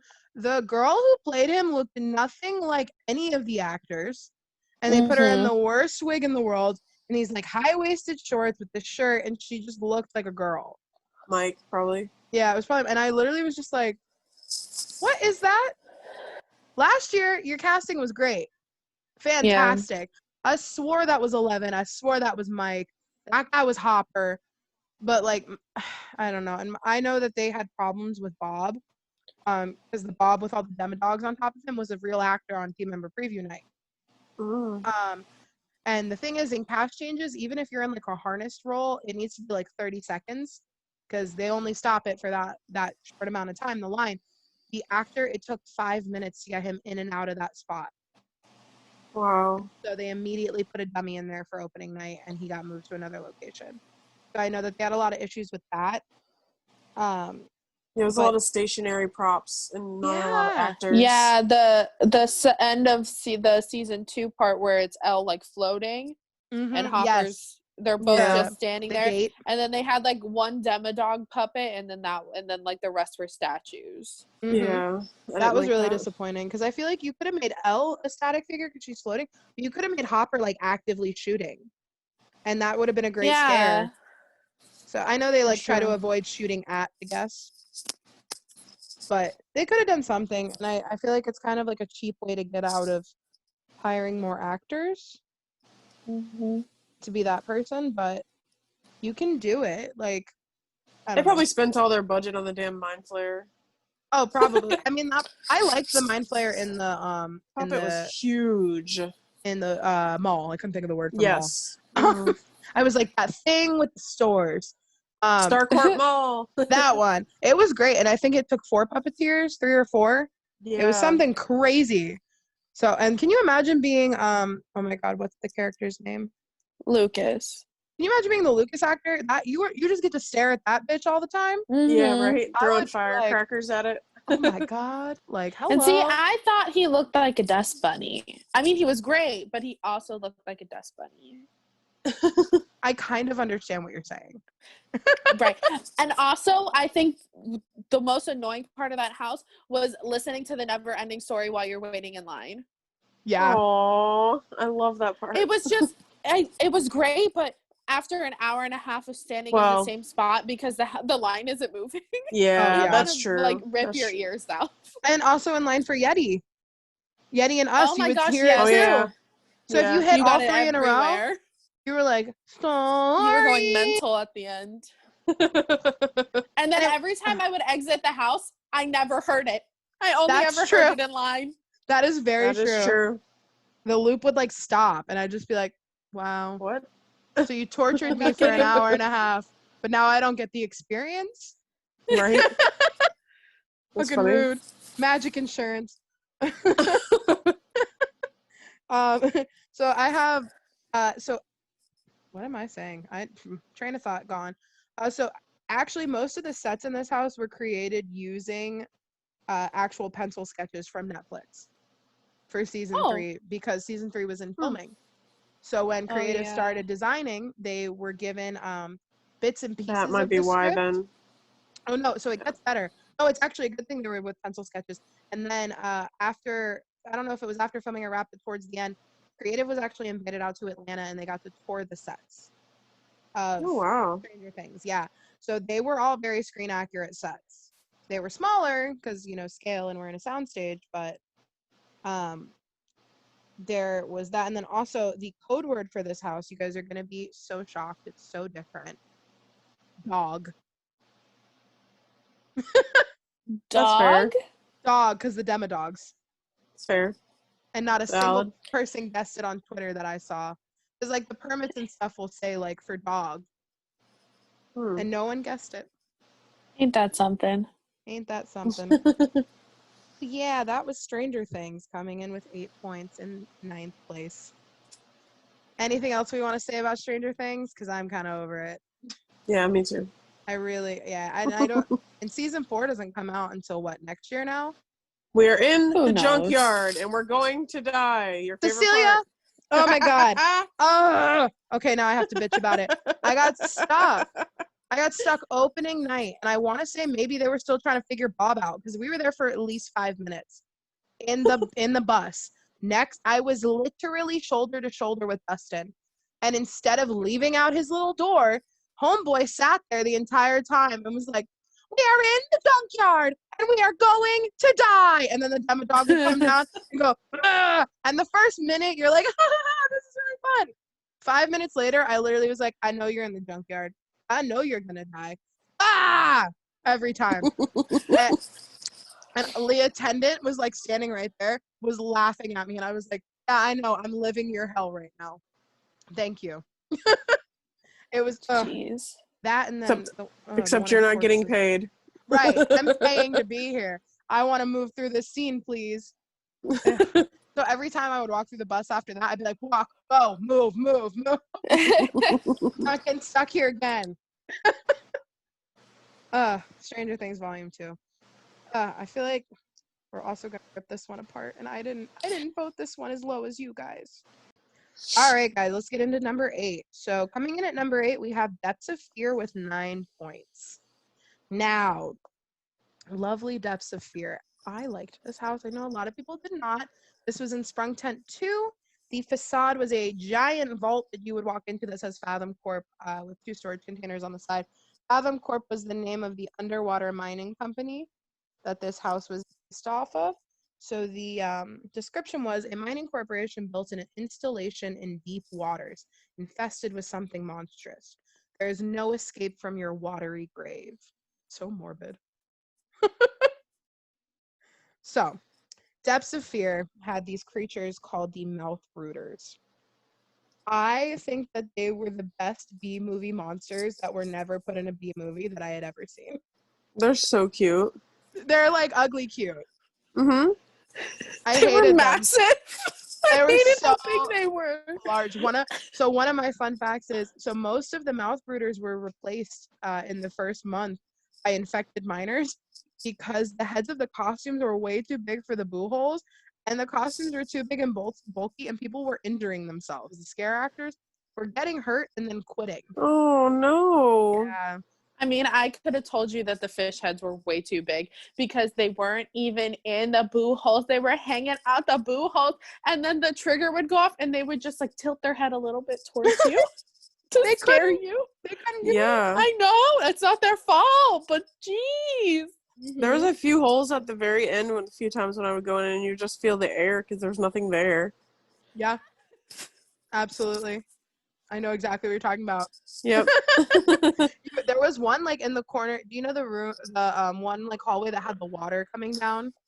Yep. Mhm. That one, it was like hit or miss. He would either be like ready to go hanging out the boo hole, or he'd be in it like, hello. I was just like, bro, come on, scare me. And he's just like, Aw. I didn't even know there was one of them in there. I never got scared in the water hallway. oh well, I remember that one vividly. You were there the night I got blinded by the water. Yes. I don't remember what room it was in, but you got sprayed with water, and the water jet hit me directly in my eyeball. Like went God. Yeah. straight, and I completely could not see for the rest of the house. I was like, I'm so blind right now. Oh my God. And I had makeup on, so the makeup was like collecting in my eye with the water, and I couldn't do anything. I literally was like holding on, like I can't see. Hello, and fuck that house, man. No, I love that house. I have was- a small, like one of those, like, you know, Like I a don't know how to love-hate. explain it. Yeah. Like I don't hate it either, but Yeah. it's just like it's there, but it's cute. Like, Yeah, if I could, like, if it was again under 30 minutes, I would go. 100%. oh yeah, always. All Yeah. the time. Even when they added the infected people instead of the mouth brooders, it was scarier to me, honestly. 'Cause I Yeah, wasn't it got expecting it. scarier. But I do know that this house was one of the worst with like people quitting. I had a friend who was in this house. Originally, she was an infected minor, and then got promoted, as she calls it, to the heroine. The girl that would, let's get to the escape pods. I'll cover you. Yeah, she got promoted, and that was like, she's like, I'm finally the hero. And I was like, in the house where everyone dies. Yeah, Including right. the guests. Yeah, so Yep. that's a fun fact I had. This is the only house you don't make it out alive in. Yep. If you listen to the background, R.I.P. yeah, there's a countdown, and you could hear like 5, 4 for self-destruction, and then it gets to 1 before you get out of there. So that's like super fun. It also was very controversial with one scene, and people on Twitter and Facebook were not happy. There was a very obviously stuffed animal dog. It was extremely obvious that it was stuffed, but unfortunately, you know, someone had to make a decision in that storyline where they had to close that door, and they cut the dog in half. So there was a cut dog in half on the left, but there was a scare actor on the right, so most people didn't even see it. I think I had to point it out to Ashley, right? I don't remember seeing it. I don't even remember seeing the small fish. Oh, the puppets? Yeah, I don't remember the puppets or this dog. Yeah, so the dog, it was cut Only in the half. big boys. What happened was there was also a track of the dog like crying, like whimpering. And yeah, so after the backlash they got, they took that audio track out. But they kept the dog. My thing is, you have an entire horse being eaten alive next door out front. With the dog. But the dog is the end of the road for Twitter, apparently. It's a freaking fish man. Like, they're gonna eat random animals. Like, what the hell? It's because and actually, if you took Unmasking the Horror, I found out that like all of their lives you could follow through the house and the pictures on the walls. So the dog was like with the crew in all these pictures and stuff. So what they said in the storyline is that they were getting to the escape pods, and they were closing off sections of the underwater area, and the dog just didn't make it through in time, and it was life or death. Yeah. Oh, I gotcha. So they had to make that decision. So I get it, made it more real, and I get it. It's a dog. I am such a dog person. We know this. But like, Me too. it's HHN, guys. Hive had 2 dead baby skeletons in cribs. It's like literally like. Also, Extinction have dead babies too. Right. There's dead babies, but dogs are where we call the line. So yeah, and then the code name for this house was Pressure, which you're underwater, that makes sense. Okay. So yeah. Under pressure. I was thinking thing. also every time we were in line for this house and I would stare at the facade, I would sing Fathoms Below from The Little Mermaid. Yeah. Fathoms below. I don't know. I had such a weird relationship with this house. I would always go through it. I would always leave smiling. Like I never was unhappy. It would, because I love like really bad horror movies. So to me, it was like walking into a B movie. Yeah, it was fun. Yeah, you know? I liked it. I know a lot of people didn't like it, and I get that. If it's not your thing, I just love really silly monsters. So for me, those mouth brooders were it. Yeah. And I heard a rumor, I don't know how true it is, that on closing night they burned all the heads of the mouth brooder costume. No! I don't know if it's true, but I heard that somewhere, and it was the funniest thing. I'm like, I could see creative just being like, torch them all right now. They're never coming back. Oh, if they do, they'll redesign them. Yeah, they're gonna Make have them to. smaller. Oh yeah. Mm-hmm. You guys, I mean, have anything else you want to discuss on Depths of Fear? No. Well then, coming in at number 7 with it had 2 points more, so not super loved. Someone is driving by bumping some music right now, and I wasn't invited. Some to the Fetty party. Wap. He's from down the street, I know. apparently. Oh, what? Yeah, She's like, what? yeah, he's down the street. I'll tell y'all later. There's a funny story about that actually.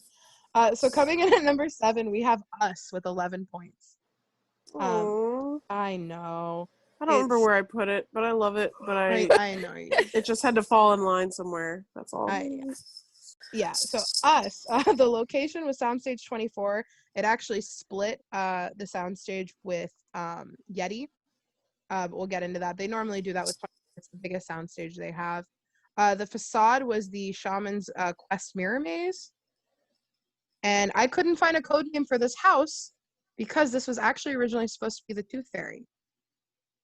And this was a very last-minute addition to HHN 29. So that's why we were rumored to get that Tooth Fairy house this year, as it was finally coming to fruition. So I know I actually watched Us after the event, and I think that's why I might have ranked this a little lower, is I already knew the plot twist before anything. You know what I mean? Yeah. Yeah. Ashley, what are your feelings on Us? Hold on, you didn't do the thingy. Huh? The description? Oh yeah, I'm sorry, I forgot about that. Sorry, you're good. I didn't want you to forget that. Keep me in line. Thanks, Mom. Jordan Peele's new original nightmare comes to life as the Wilson family faces the ultimate opponent, themselves. Dun dun dun. Or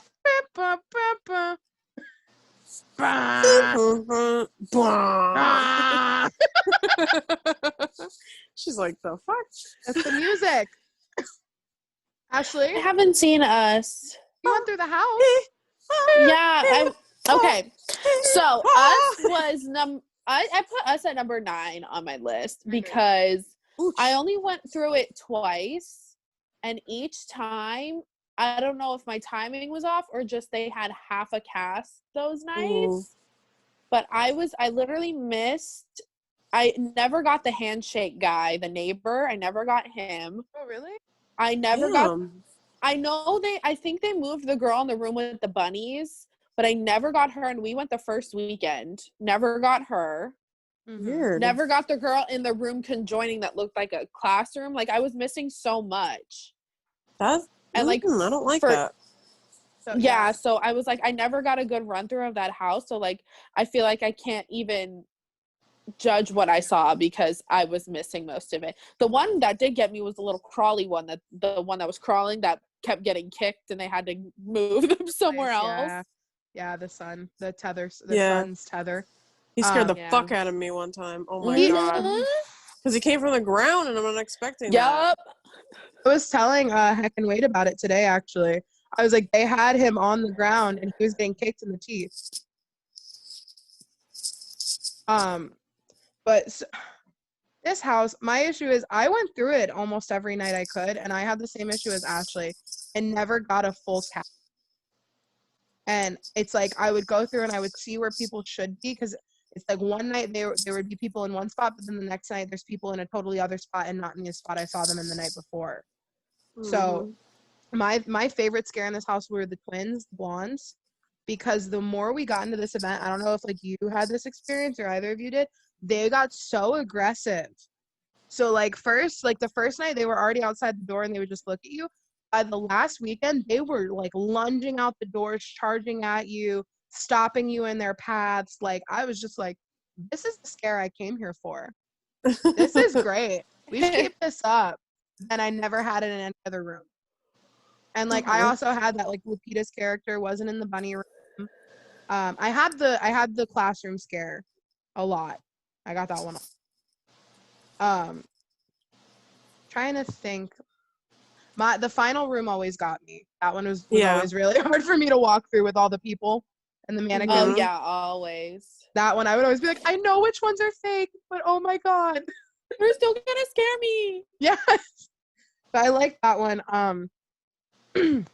Excuse me. I do know that the facades for both of the mirror mazes were hand painted for accuracy. The That's whole awesome. thing, top to bottom. Yeah, hand painted.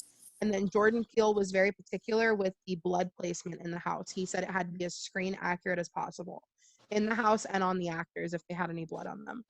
And then also he, art and design, got to work with Universal Studios, Monkey Paw, and Jordan Peele, which are all like the creators of the movie together, to ensure that the house was as screen accurate. They wanted it to be the movie as much as they could.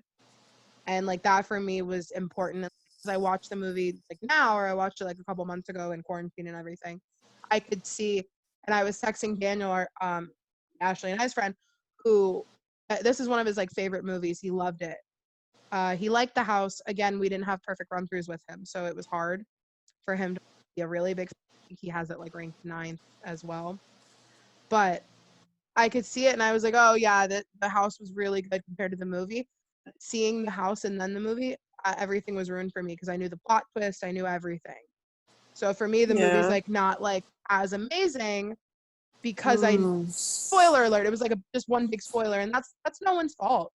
That's my own. I didn't watch the movie before the event, but I didn't have that experience everyone else did. It was still a good house though. Again, no bad houses at 29. This is my problem, is a lot of people rank this house low because one, they either had never seen the movie, not talking about you specifically, but like a lot of people call me out. No, like a lot of people didn't try, you know what I mean? Like, so a lot of people didn't see the movie, and that's why they didn't get it. So they're just walking through this like story and they have no idea what the fuck's going on. The other thing was, I can't remember what it was. I have this whole like rant about this before, but I don't remember what it was. But there was like 2 big things, and one of them was because they don't know what the hell the story is of the movie. Yeah. But yeah, I guess I'll just go off of that. This is the thing. When I first went to the event, this was my favorite house at first. Like the first night I went, this was my favorite house. So I didn't see, I think I saw almost all the houses the first night. It was team member preview. So like the first few times this was my favorite house, and then like, you know, as you go throughout the season changes, because sometimes the houses get better because the characters find new ways to scare you and do other things. So I really adore this house, especially mostly because I love the film, and Jordan Peele is one of my favorite directors. So to me, I absolutely loved it, but for our list, I kind of had to like let it fall in line because of just thinking about it with the general public. You know, it didn't do as well. So that's kind of why I was also taking that into consideration also. So. Oh yeah, I get that. And like, while we were in line for it, because we knew Daniel had seen it, we were like, okay, you have to tell us what's happening before we walk in. So he told us the plot. We knew the plot twist and everything at the end with the tether and all of that. So I knew that going in, and the house for me, I got it. My issue was the lack of actors. And I feel like team member preview is always like full, like as long as the house is done, you get like, it's turned up to 11. And I feel like opening night sometimes is like turned down a little bit because they're like, well, you know, we just had TM preview. Let's like see what happens. It's not as crowded. So sometimes I'm like with the tether for the friend, the one who does the handshake. Yeah. The first couple weeks I didn't see him, but after that he was always there. Except for when Ashley went. Like, I don't know why they wouldn't have him there. Whatever. Like the whole scene in their house, Mhm. like, is my favorite actually. Oh, it probably is my favorite scene in the movie. When I enjoyed the movie. Alexa call the police, and then fuck the police plays. That I was like a know. cinematic masterpiece right there. And I love that in So- Hollywood, I feel like they weren't playing "Fuck the Police," but I know we were because Didn't. you just heard the record scratch. Yep, you just heard And, the beginning of it. Yeah. I remember walking in and we got out and I'm like, Daniel, were they playing "Fuck the Police" in there? He's like, absolutely they were. And I Yep. was like, but why? He's like, I won't tell you that part. Yeah. But I don't know. I didn't hate the movie. It's just the house kind of ruined it for me, I feel like, which sucks. But You should give it a rewatch. I should. I think I'm going to Now give that it's it. been some time. Yeah, I might give it a little more time. It feels very fresh still. I still have to watch Get Out. I still have your Blu-ray. I'm sorry. That's on the docket. Yeah. Me too. I haven't I'm seen sorry. either of his movies. I'm sorry. I didn't mean to keep it. I know, and your DVD or my Blu-ray is still stuck at your house. Here you go. Get it from my roommate. Okay. You have my You're comic fine. book. It's No, collateral. it's fine. An eye for an eye. There we go. No one's better. Except Eugene. I just want you to watch it. That's all. I It doesn't know. matter that it's at your house. Oh, okay, that's good. I don't think I have. Yeah, I have no more fun facts about that. It's a very last minute addition to HHN 29. That may maybe- be another reason why it wasn't as I read also- well for people, because the movie had just came out like in March Right. of that year, February, March somewhere. That might also be why, Ashley, you didn't always get actors, because they might not have cast people that look like them because they didn't have the casting. Me. No, I'm just saying, like, Whatever. maybe one cast didn't have that guy because they didn't have a guy that looked like him. Because the one guy they did look exactly like him. Yeah, he did. It's a brunette white male. He's blonde. He was like a strawberry blondish. Yeah. Throw a wig on that bitch. If you can make Max blonde and not It's- care. It's You can Tim do whatever you Heidecker or want. whatever. It's Tim Heidecker from Tim and Eric. He's the guy who plays the character. Well, in real life. But. Phew. Yeah. It was a shitty show on Adult Swim back in the day. Oh yeah, I don't know that either. I He's was like, okay. he's the husband in Bridesmaids. Oh, Yeah, Annie's Oh. husband. okay. Yeah. I've only seen Bridesmaids like maybe half of the time. Glacius. Sorry. Oh yeah. No, I'm Mrs. Iglesias. Oh my god. Okay. Oh man. Anyway, We're almost halfway through. Okay. So, Ashley, stay away. Come on. we You're got this. losing me. Coming in at number 6, Ashley, you're gonna want to talk about this one. It's Yeti, Terror of the Yukon, with 17 points. So actually, I have to preface this. We had 2 ties. We had a tie for 3rd and 4th place, and a tie for 5th and 6th. So what we did was we did a vote, and whichever one had majority rules is what we did. So between, I will just say our number 5 and 6 that were tied were Ghostbusters and Yeti. We chose Yeti as 6 and Ghostbusters as 5. They both had 17 points. So we'll go through Yeti first, and then we'll go over to Ghostbusters. So this it was also in Soundstage 24, so it shared with us, like we just said. And then the facade, it was a cabin covered in snow and icicles with a hole ripped out of it, and they were making it snow, and it was absolutely deliciously cold in there. And that was great. Cece, do you want to start this discussion on the Yetis? Sure. Did you give us a background on I Yeti? didn't. I'm so bad at this. I wrote all these For our descriptions. listeners. Fired. Just fire me. It's okay. In a remote part of Canada, loggers and trappers seek refuge from the elements. You're in Yeti territory, and they'll stop you cold. Ooh, okay. Spicy meatball. Oh, they're so like fluffy. You know what I mean? Like they're just Yeah. they're fluffy. love it. Like them Yetis. Oh, Ashley has so many words about the Yetis. Cece, how do you Dude. feel about the Yetis? So I went to it on team member preview. I was not impressed at all. Mhm. All right. Then fast forward to the second time I went to it. This last night, I think it was the last night of the event. My friend and I redid it. Loved it. So it was just one of those like redeeming houses for me. Mm-hmm. It was really fun actually. I enjoyed it. I love being cold, so that was a big thing because it's sweaty as hell and humid out here. So, That was some crispy air in there.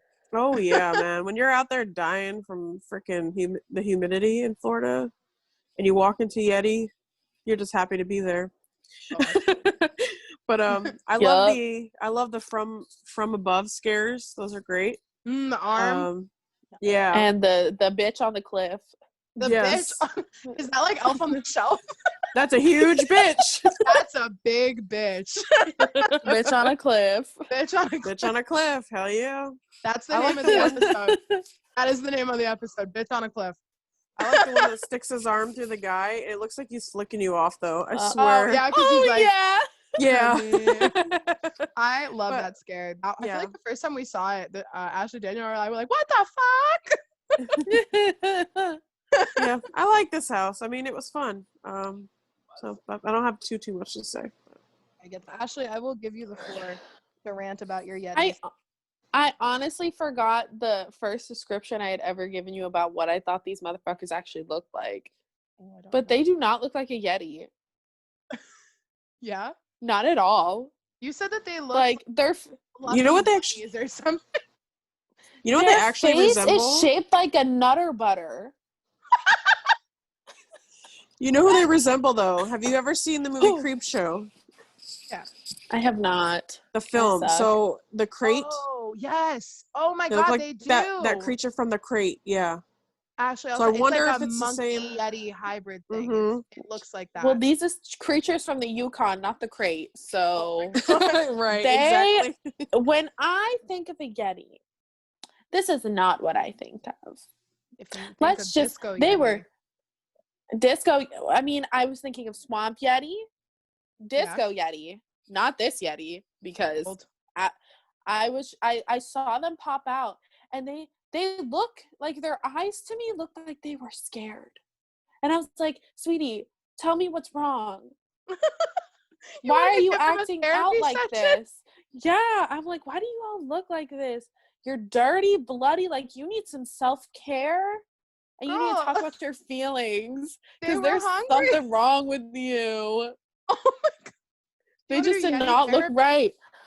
I think of Swamp Yeti and I think of the bitch on the picture that the whatever the fuck it's called, the house picture or whatever. Yeah. I don't like even know the what they call promo it. art. Yeah, he was a big buff dude. These guys. Oh, I remember it. It was half of the I vividly remember when they would jump out, I would be eye level with them. I'm like, where is this big bitch? 'Cause I'm not getting it.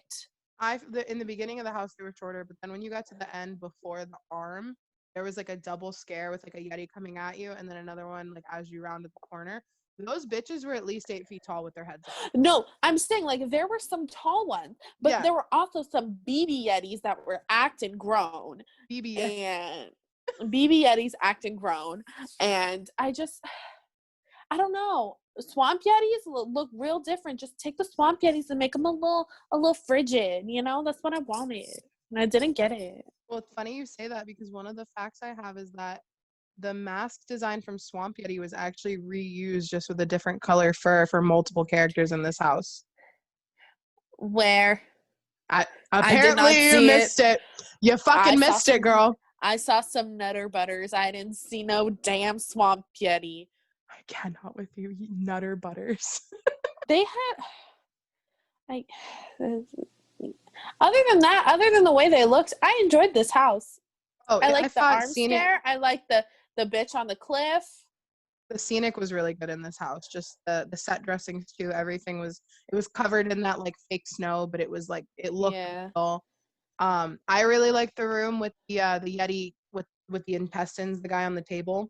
Oh yeah. And then you would get that scare from behind the door that you had no idea he was there with the gun. Yeah. That one was really good. The face or the hand one was really good.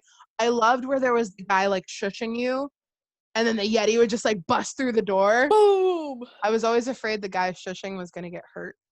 I was always very concerned about that man, even though I knew he was fine.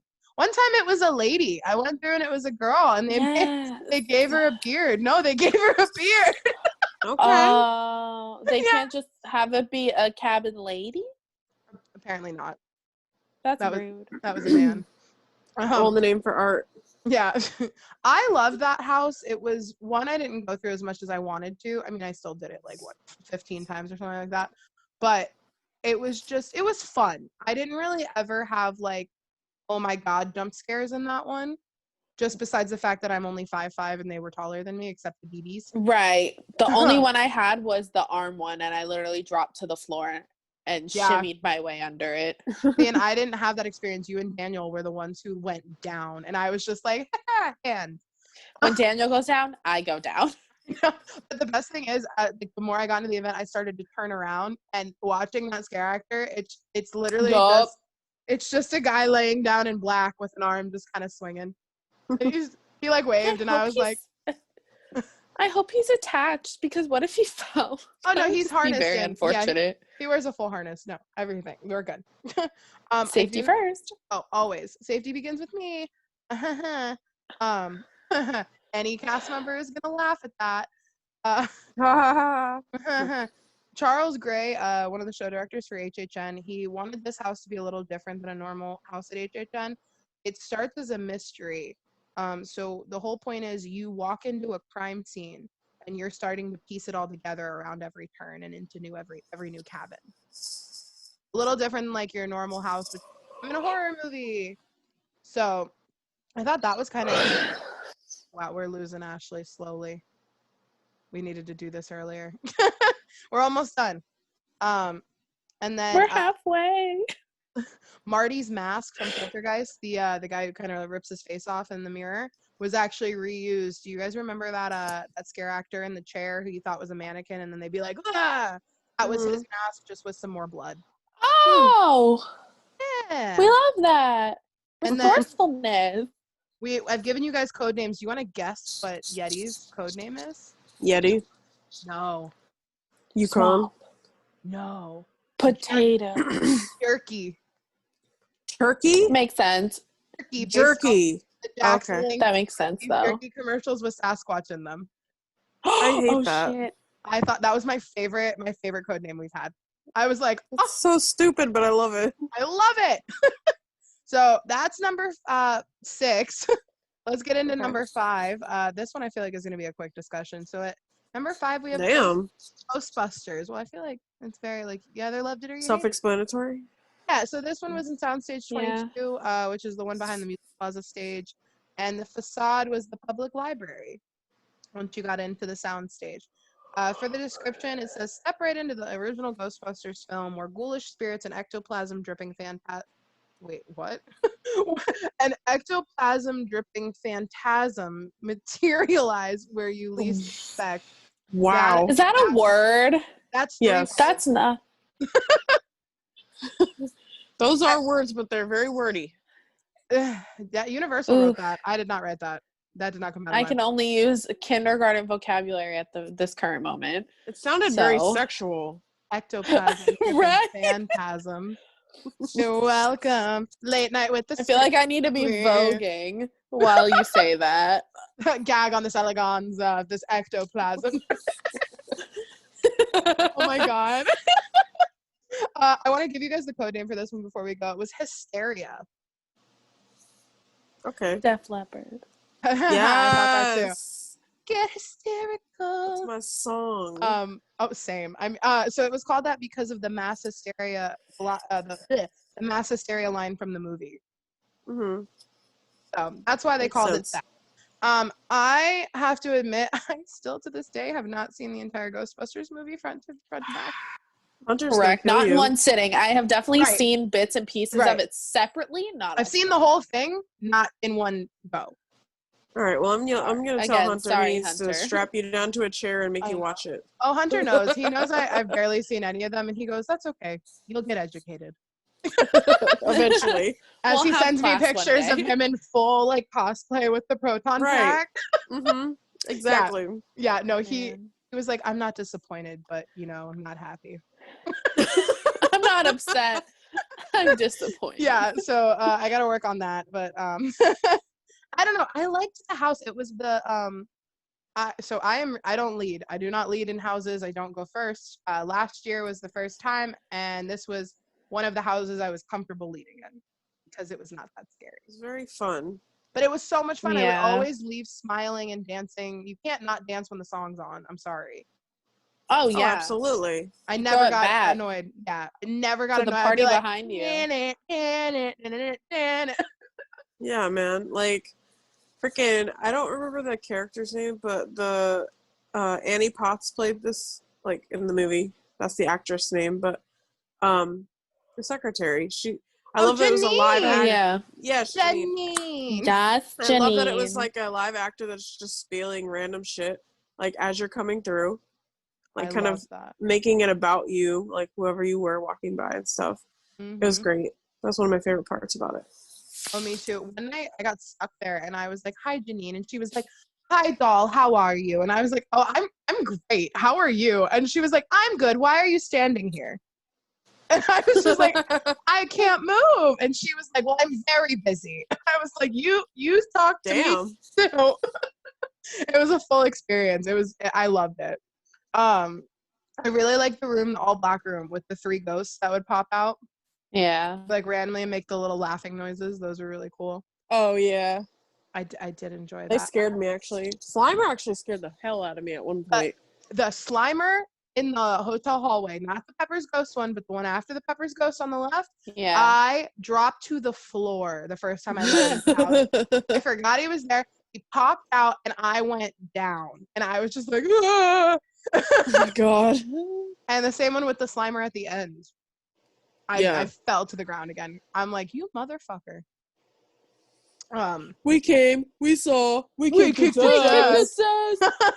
God, that was so annoying though to hear 50 times. I am the key master. Oh Are you god, a I god? am the keymaster. And die! This house just had so many like quotable, like it was just, but can we talk about Stay Puffed? He was What like the about him? one upsetting thing about the Oh, house. because he was And just I like now and now that I like look back on it, I'm like, I don't know how they would do it differently and make him like to size. So Yeah, that's the thing. whatever. I couldn't give you. Well, I mean, Clownzilla was massive. dude, Clownzilla was the shit. Right, but Stay Puft needs to be bigger than Clownzilla. True. True. I guess there is. I don't know the way they could fix that. You're right. But maybe I'm Right. not. Maybe I shouldn't be disappointed in it. I mean, the good thing about it was at least it smelled like marshmallows in there.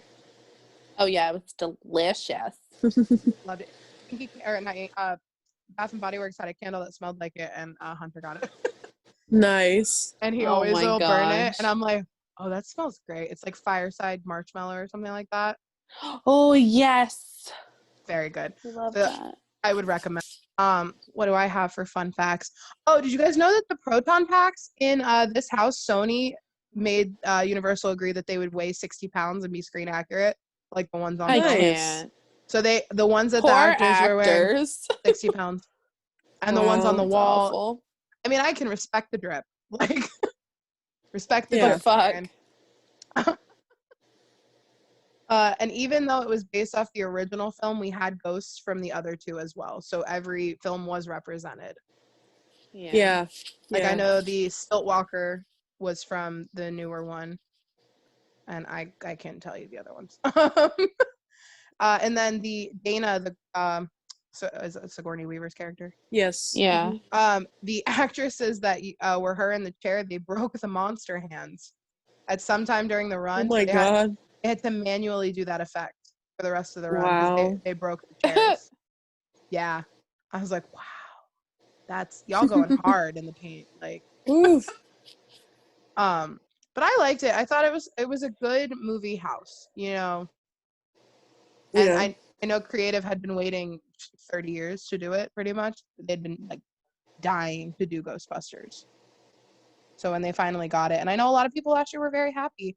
And what I say to that is, remember the happiness you guys felt when that happened? That's my happiness that Beetlejuice was going to be a house this year. So please just remember me and the fact that I have to wait an extra year. Oh. And y'all got your fucking house already. I'm only a little I'm bitter. excited for both, honestly. Yeah. I'm excited. I'm a little bitter. I want it now. I know it's sitting back You'll there. get it. It's okay. It's happening. Aaron and I were joking that we're gonna just bum rush the gate one day. Oh my god. They can't stop both of us. They can't, but they can ban both of us. Yeah, we don't want And that. then you wouldn't be able to see it, so just calm your teeth. Just one singular. Just your singular teeth. Well, I'll just keep adding to the tattoo at this point, and then I'll just have a full body of Beetlejuice next year. One is your Disney teeth, one is your HHN teeth. You have to chill the HHN teeth. I hate you so much. That's the only way I can make it work. Does anyone have anything else to say about Ghostbusters and not my teeth? I like not in the library, the slime was actually slimy. Oh yeah, it was like sticky. It was gross. The moving books were so cool. And they always worked. I never had a day where they were like broken. And things break all the For time. once, an effect that works all the way through the event. I also think it's because they were up high and people couldn't touch them. Yeah. So, that library ghost scare though, the librarian, after you got out of the library, Yeah. that scared the shit out of me. The one in like cool. the black hallway, and she would like pop out on the right. Mm-hmm. Oh, yeah. Yeah, she scared the shit out of me. Loved her. So yeah, Ghostbusters came in at number 5. I think that's a really good place for it to end up on the list. I'm not gonna lie. Absolutely. I think it was a very middle of the road, and like the more you love the movie, I think the higher you rated it. Yeah. So yeah, like for me and Ashley, we don't have this like huge emotional connection to it. It also came out before, like way before we were born, but that's not the excuse for everybody. Our dear friend Hunter is obsessed with it, and he's only like a year older than me, so it's just I get it. It's not my favorite movie, Beetlejuice is. So I get the hype, because no matter what happens in the Beetlejuice house, it probably will still be like my number 1 favorite house. Right. And when they ever bring back Psycho, I'll be like, this could be complete shit and I'm gonna love it anyway. Exactly. Oh man, they gotta do it. Oh my god, please. I need it. I One need day. it. I don't need it. Oh my gosh. All right. Are we ready for number 3 and 4 were a tie. So Okay. coming in at number 4 with 20 points, we have Killer Clowns from Outer Space. And then coming in at number 3, because we voted out of the 2, we have House of a Thousand Corpses also with 20 points. So let's talk about Killer Clowns. For Killer Clowns, this was located in the Shrek Theater. It did not have a facade, because you can't have a facade at the Shrek Theater.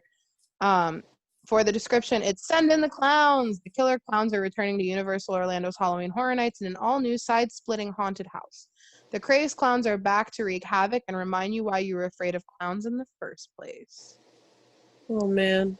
And the complete opposite. I know. The code name for this house, you guys want to guess? Clown. Cotton candy. It was Cotton. Oh, okay. Good job, Ashley.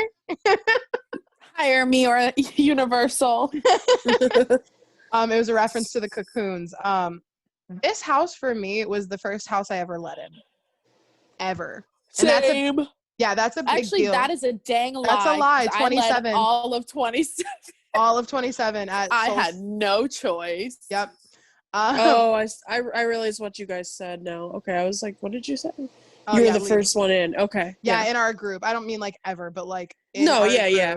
I didn't have a bodyguard in front of me. I was going. But like if that doesn't tell you, it's not a very scary house. I did not walk through that house once and not come out with the biggest smile on my face though. I love it. And that's why I feel like we all rated it so high. It was just so fun. Just so well done. Absolutely. Yeah. And I still think the zone was better, but I don't. The zone Really? was so small. I had a great time in the zone, and the zone was fantastic. But this was just like everything I needed. I get that. And even though like the movie isn't scary, I got some good scares in this bitch. Yeah, same. Because like the loud boing and then the laughter and shit, it just kept me off guard, and I'd be like, "What the hell?" Yeah. Oh.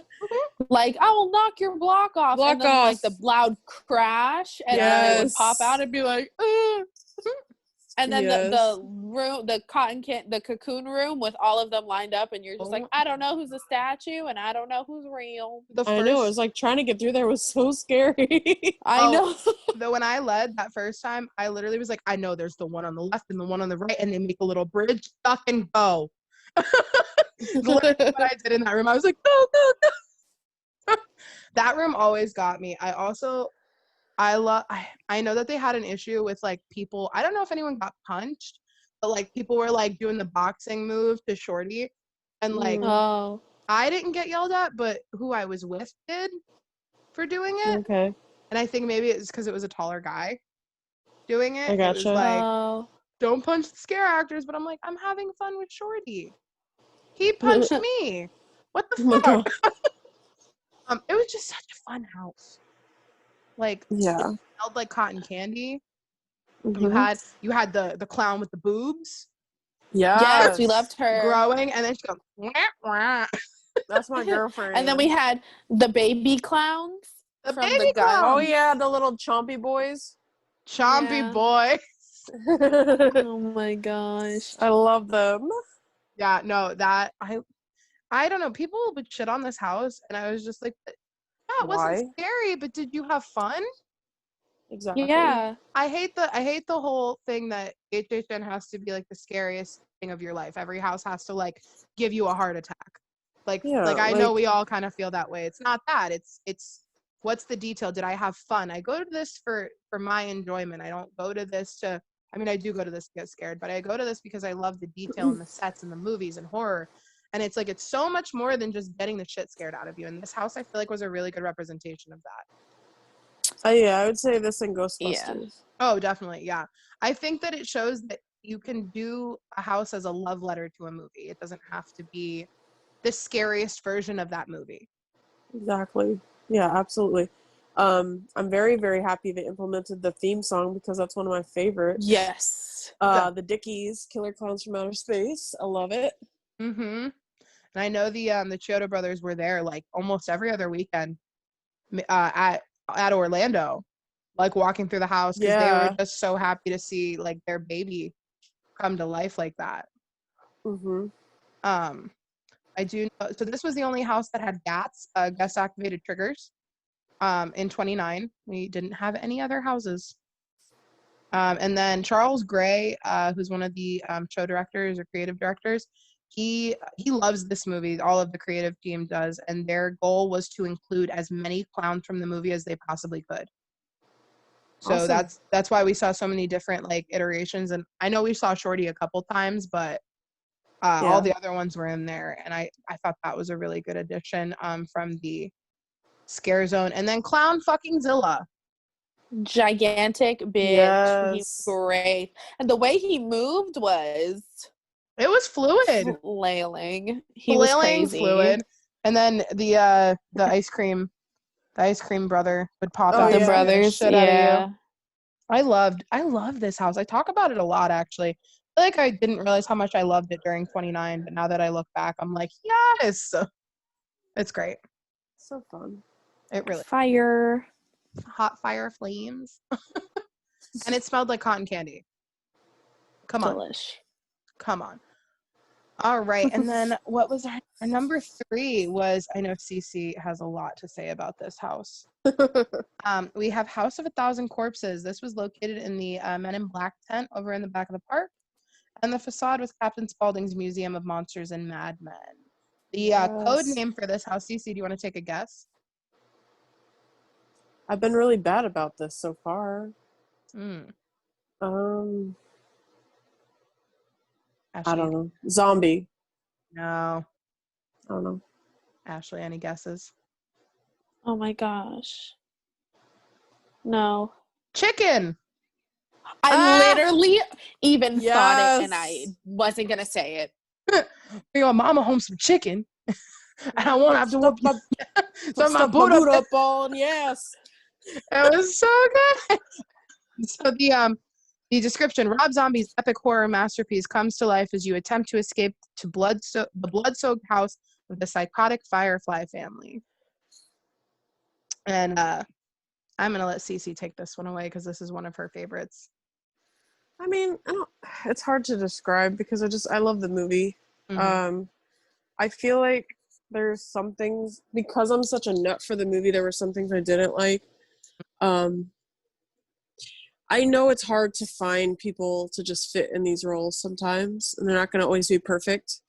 One of the big things with that was like the guy they had play Grandpa was tall and lanky, and Grandpa is short and stubby. Oh yeah. Yes. So that bothered me a little bit. Mhm.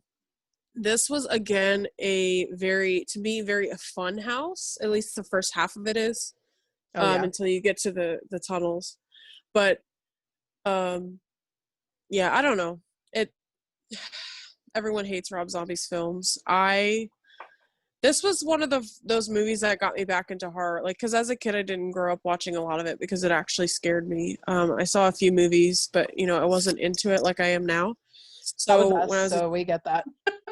so when I was an edgy teenager, this was like the movie everyone talked about because it was so fucked up. And like, you're edgy, you want to see this random fucked up shit, so you watch this movie. So it was, one of the first ones that kind of drew me back into horror. So that's why it has a special place in my heart. Plus I love Rob Zombie. And I just think the scare actors did an awesome job, especially the scare actors that did Captain Spaulding.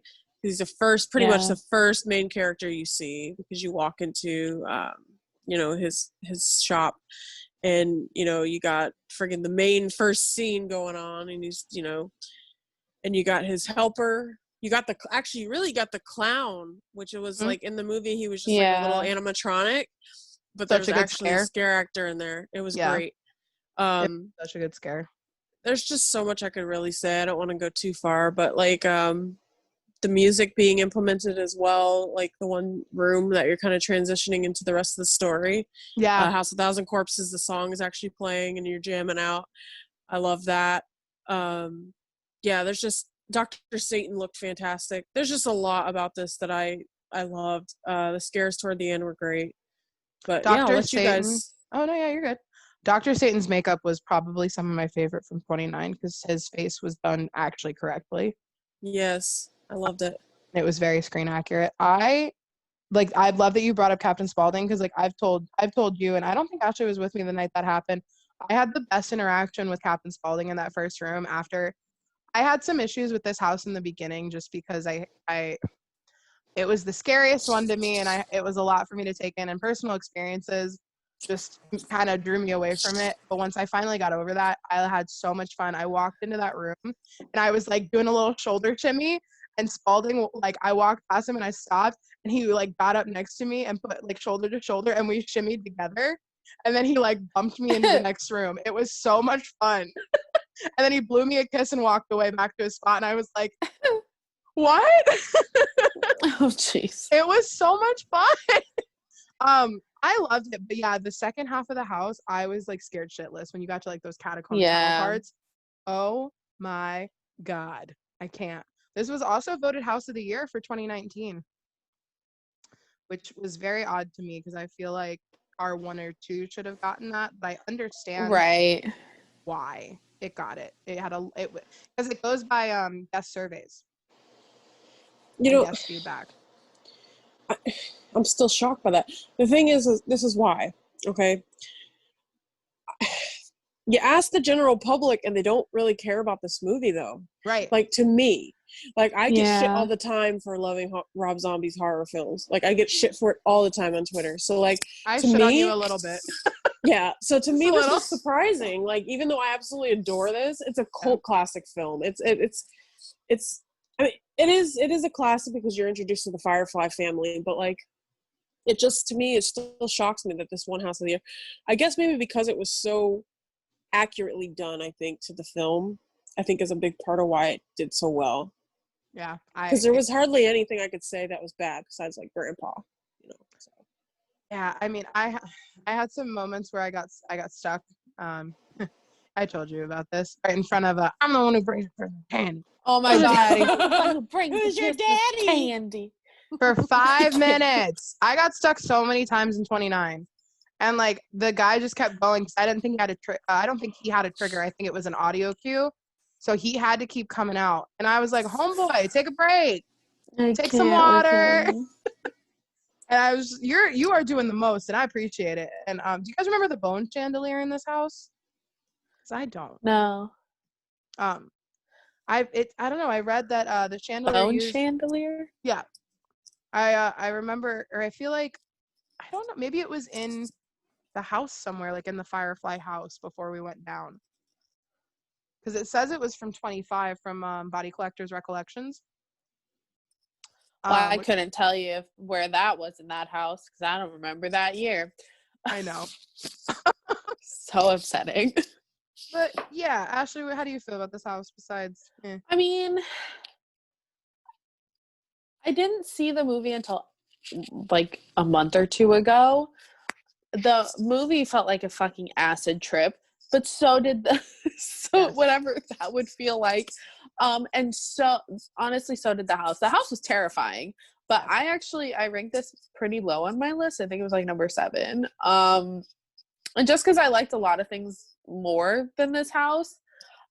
It was scary, but at the same time, like, I don't know, I just felt, maybe it's because I didn't know what was going on that I didn't find it scary, which is why I'm so surprised that it won House of the Year, because for just like most people, a lot of people that go to horror nights, they go just to go. They're not like diehard fans who are going to research everything and really know the lineup until like they're going to know it like when they get there and see the map, or they research it the week before they go. So they're not going to like sit down and watch the movie. So for this to even get such like praises to get House of the Year from the general public, majority of them being people who probably haven't seen this movie before, I guess like says something about it because it is done very well. Also, there's a statue of Rainn Wilson in it, so that just really brings that along. That's Dwight Schrute. If you don't know that, he's turned into a merman. R.I.P. Fish boy. Fish boy. Yeah, so like, I mean, probably Rainn Wilson's the reason it got House of the Year. That's my guess. No, I kind of get that. I don't know. I liked it. I hated it in the beginning. Like, I remember telling you guys, I was like, I didn't want to go through it. I was not a fan. It was creepy.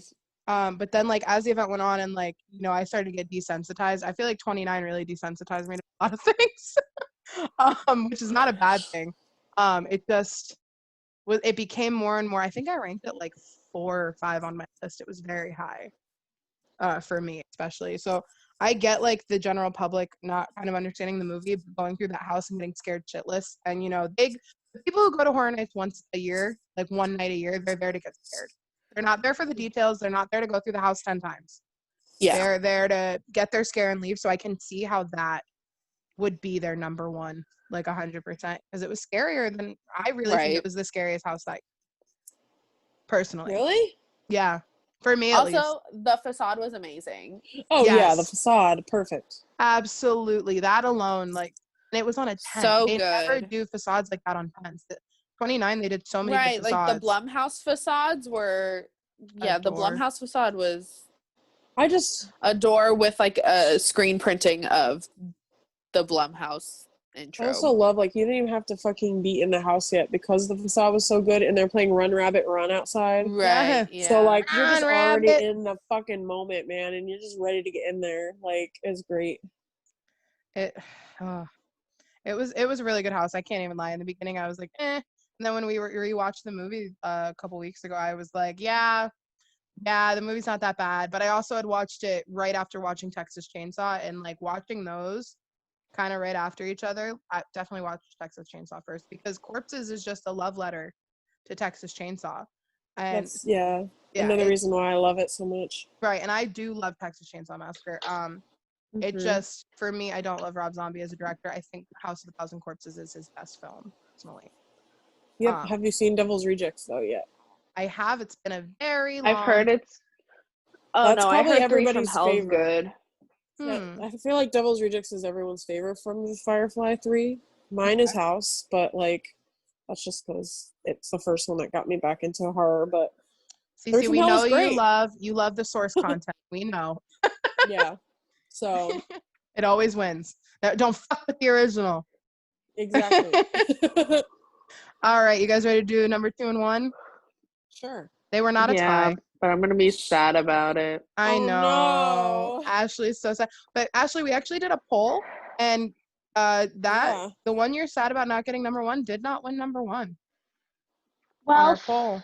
I'm not gonna be mean to everybody. Never mind. So coming in at number 2, and I feel like the community is still split down the middle on this one, and that's why I think there was only 1 point difference between number 2 and 1. So we have Universal Monsters with 28 points. This was located in the Second Parade warehouse. The facade was the logo. It had Dracula, I can't even remember, Wolfman and Frankenstein's Dracula, monster. Wolfman, Frankenstein. And at night, we had a projection mapping on it, which is the first time they've used that on a facade. And I thought it was beautiful. I loved it at night. Yeah. The description is Frankenstein, Dracula, the Wolfman. The world's most terrifying monsters have come together to tear you apart. It's the more the scarier. I hate that. Ew, that's gross. I hate that. That deserves the 1 point deduction right there. Oh, shut up. It sounds like super Christmassy or something weird. It does. The more the scarier.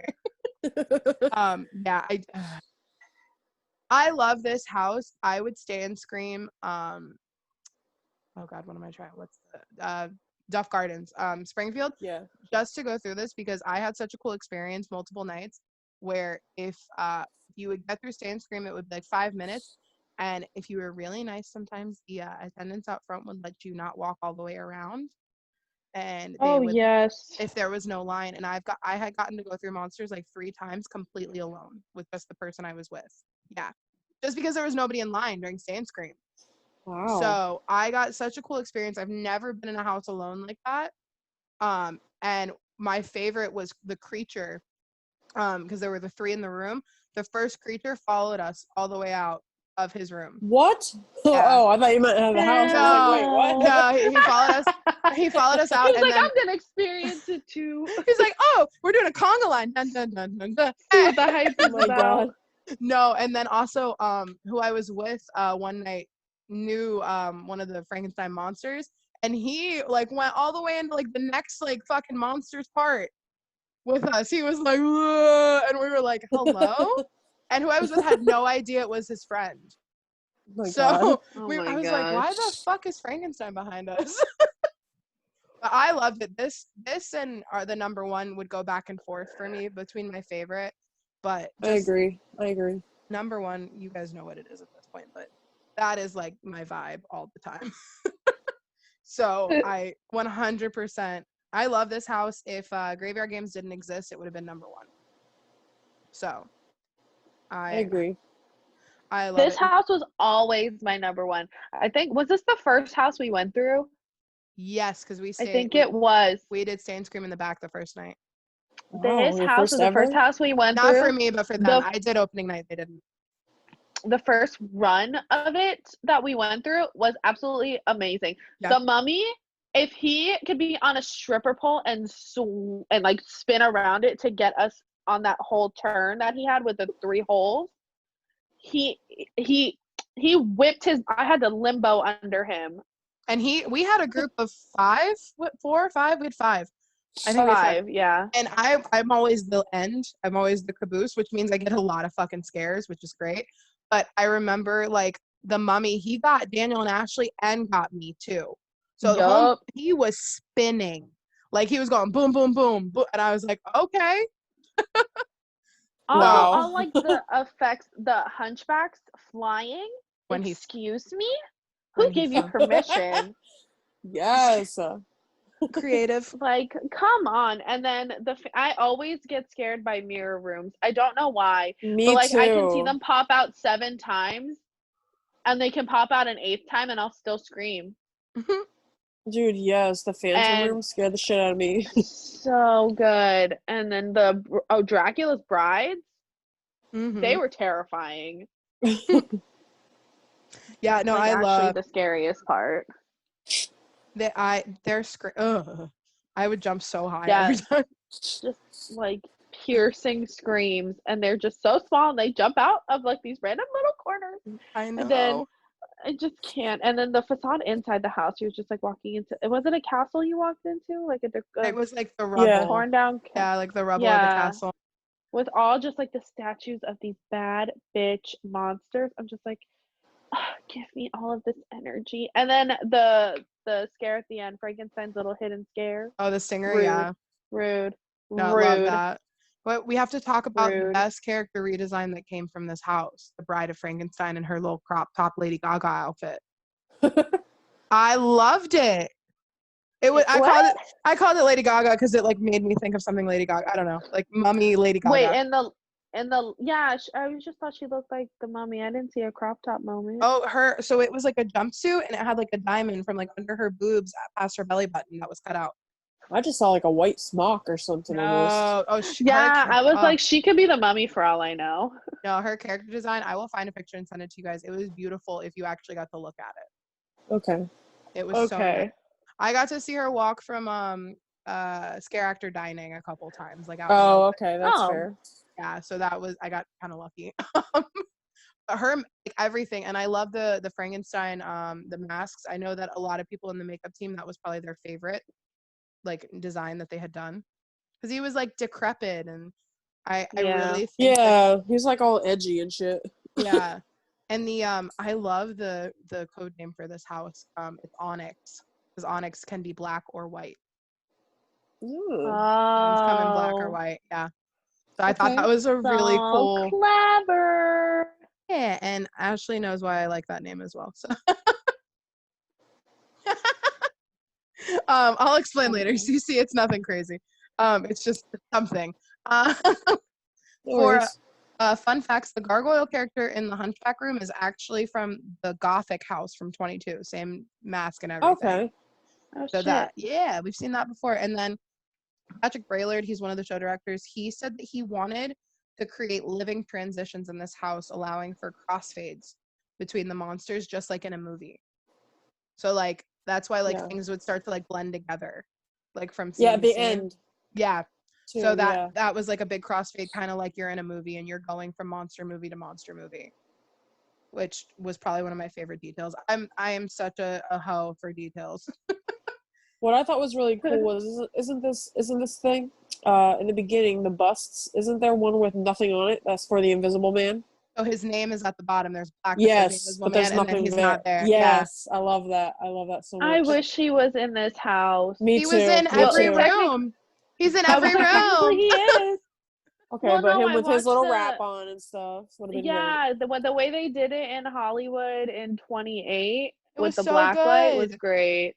Yeah, but I now that I think about it, I don't know how they would be able to like put it in our house and make it like not stand out too much. Yeah, that's true. I mean, and our like your eyes are not adjusted like unless you go in the house at like 10 p.m. Too much. Yeah, and actually what I really did also enjoy was that when you first saw promotions about this house, you really honestly thought it was just going to be like werewolf or Wolfman, Dracula, Frankenstein, maybe the Bride, but you saw that promo, but then they snuck in the Hunchback, they snuck in the Phantom. Oh yeah. Like I thought it was great to see all the others in there. Yeah. And I love that we got like Drax Bride, we got Bride of Frankenstein, because I've been saying it for a month since like the first speculation up. That the Bride's house that's been rumored, they set up something for it last year with like the Bride screaming and Frank being decrepit. I really think she's bringing him back or something like that. So that's why we got all those brides. We'll see. That's my theory, and I'm sticking to it. Y'all heard it here. Go for it.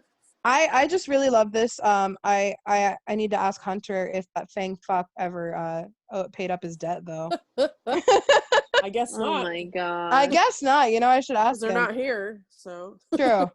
That Fang fuck. I can't. Even the scare actors in that house, the whole cast, they caught on to that joke and they loved it. Yeah.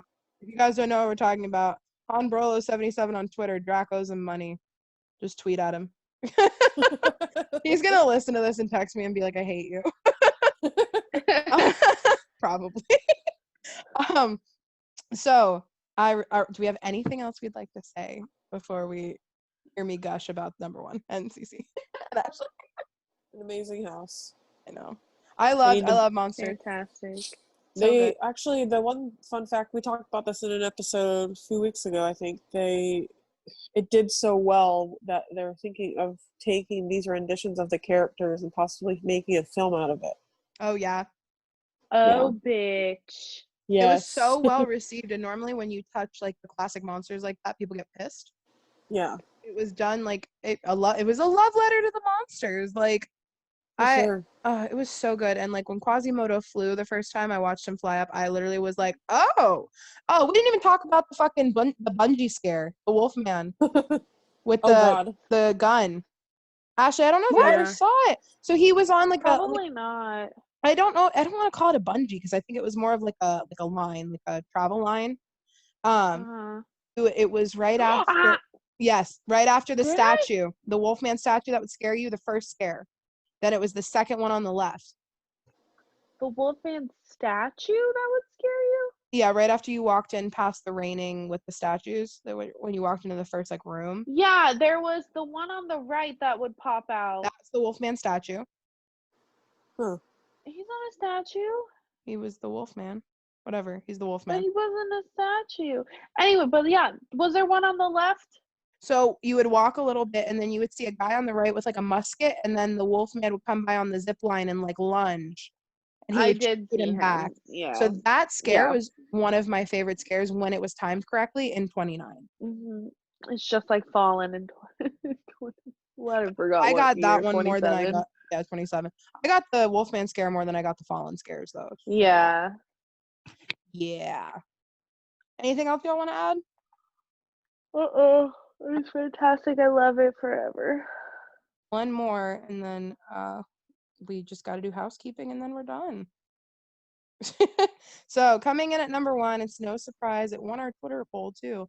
We have graveyard games. We're in the graveyard. Oh my God. Location, Parade Warehouse. Well, the old Parade Warehouse. And the facade. This one didn't really have a big, grandiose facade. It was a Facebook feed projected onto the building next to the entrance. I would like to say before I get into the description, I did that entire Facebook Messenger thing to get the backstory. It took forever. It was interesting. I wouldn't hate it if they didn't ever do it again. Jesus. Thought it was a great. Or just make it more simple or something. And it was like, it was just interesting, and like the kids were texting like they were back in 2007. Yeah. And I hated that because I don't think anyone texts like that anymore. No, they don't. We got full keyboards now, guys. We don't have to. Yep. So the description is: enter a cemetery at night where disrespectful teens have awakened vengeful spirits. Don't be caught dead here after dark. And the I just want to say the code name for this house was Salt because the ghosts were salty about how Sid and Nancy treated the graveyard. I fucking hate that. I love that. Oh my God. So, can I go first? Do we care? Just go for it. Graveyard games.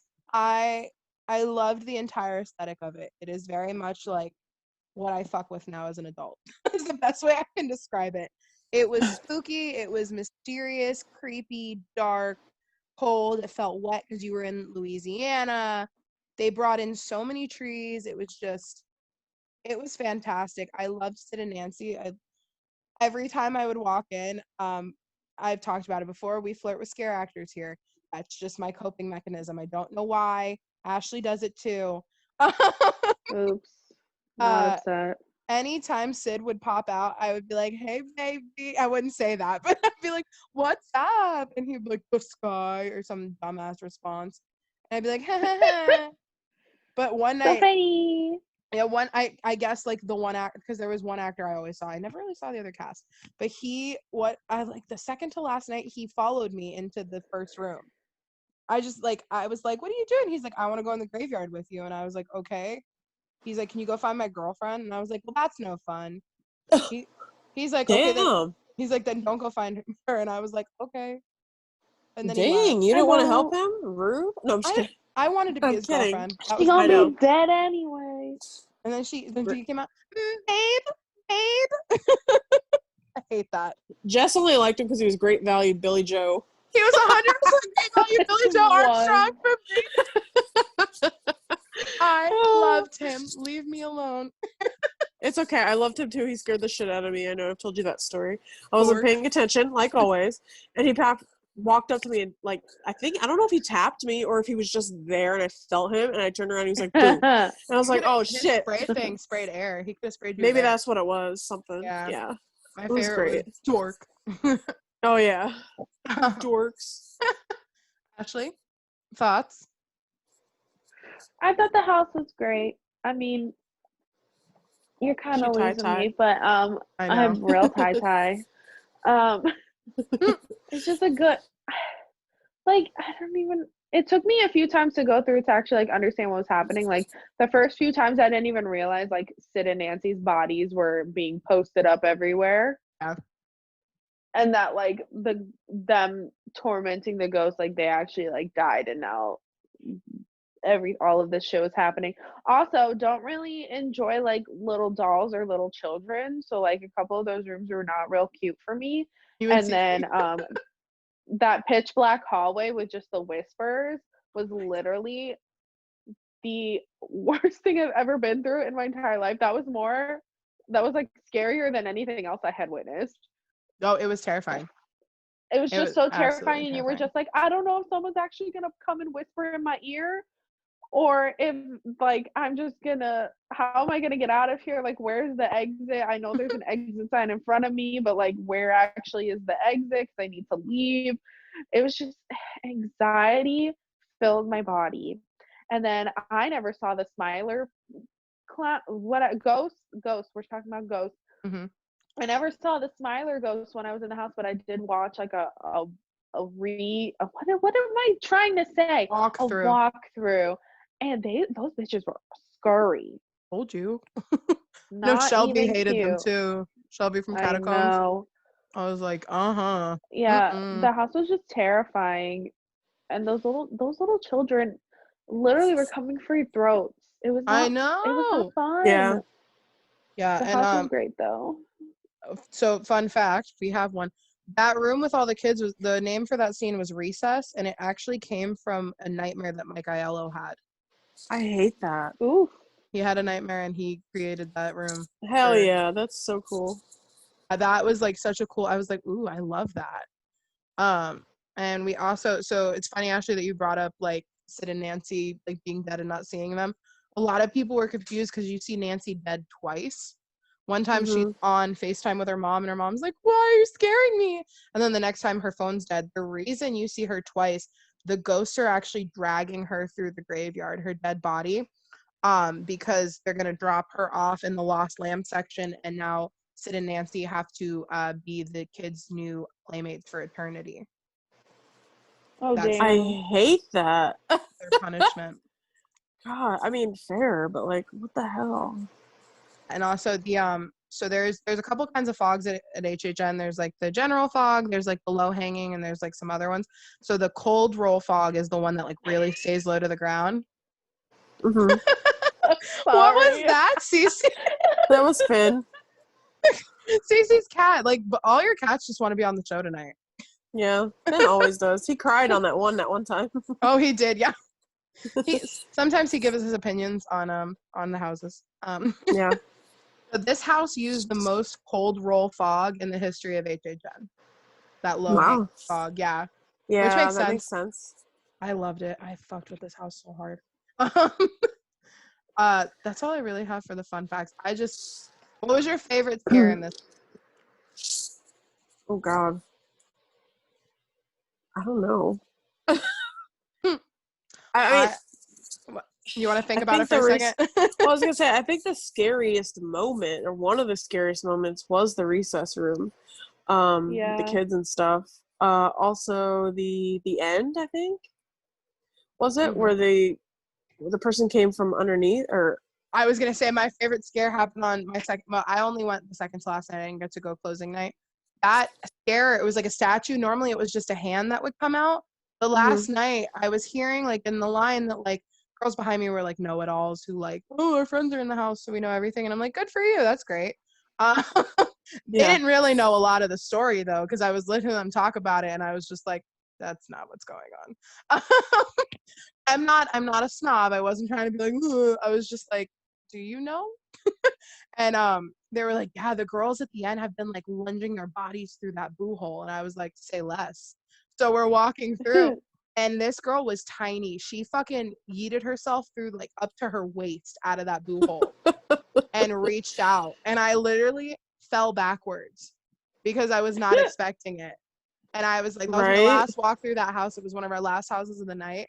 I fell backwards because she yeeted herself out of that boo hole. Jesus. That was my favorite scare. And then the hallway, the black hallway with just Yes.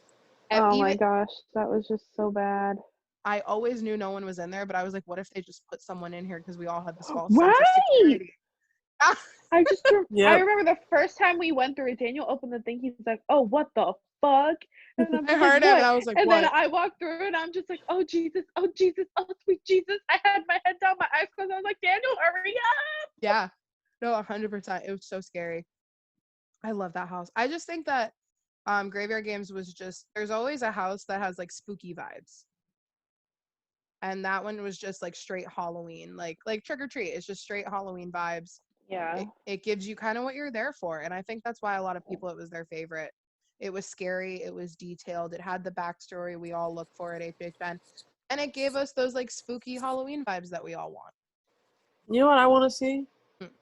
Since it's based out of Louisiana. I know they've done some like stuff in the past, but like I would love to see them take this fictional town that they used in Graveyard Games and bring it back to like a bayou or like a swamp house. Okay. That'd be really cool. Like I know they've done something similar in the past, like with voodoo and stuff, I think. I don't remember exactly, but I think it'd be awesome. Yeah, and then they did the voodoo scare zone in 24. I think it would be cool to kind of like, yeah, they've done that, but take this and kind of like continue with this town or this lore, like in general. I get that.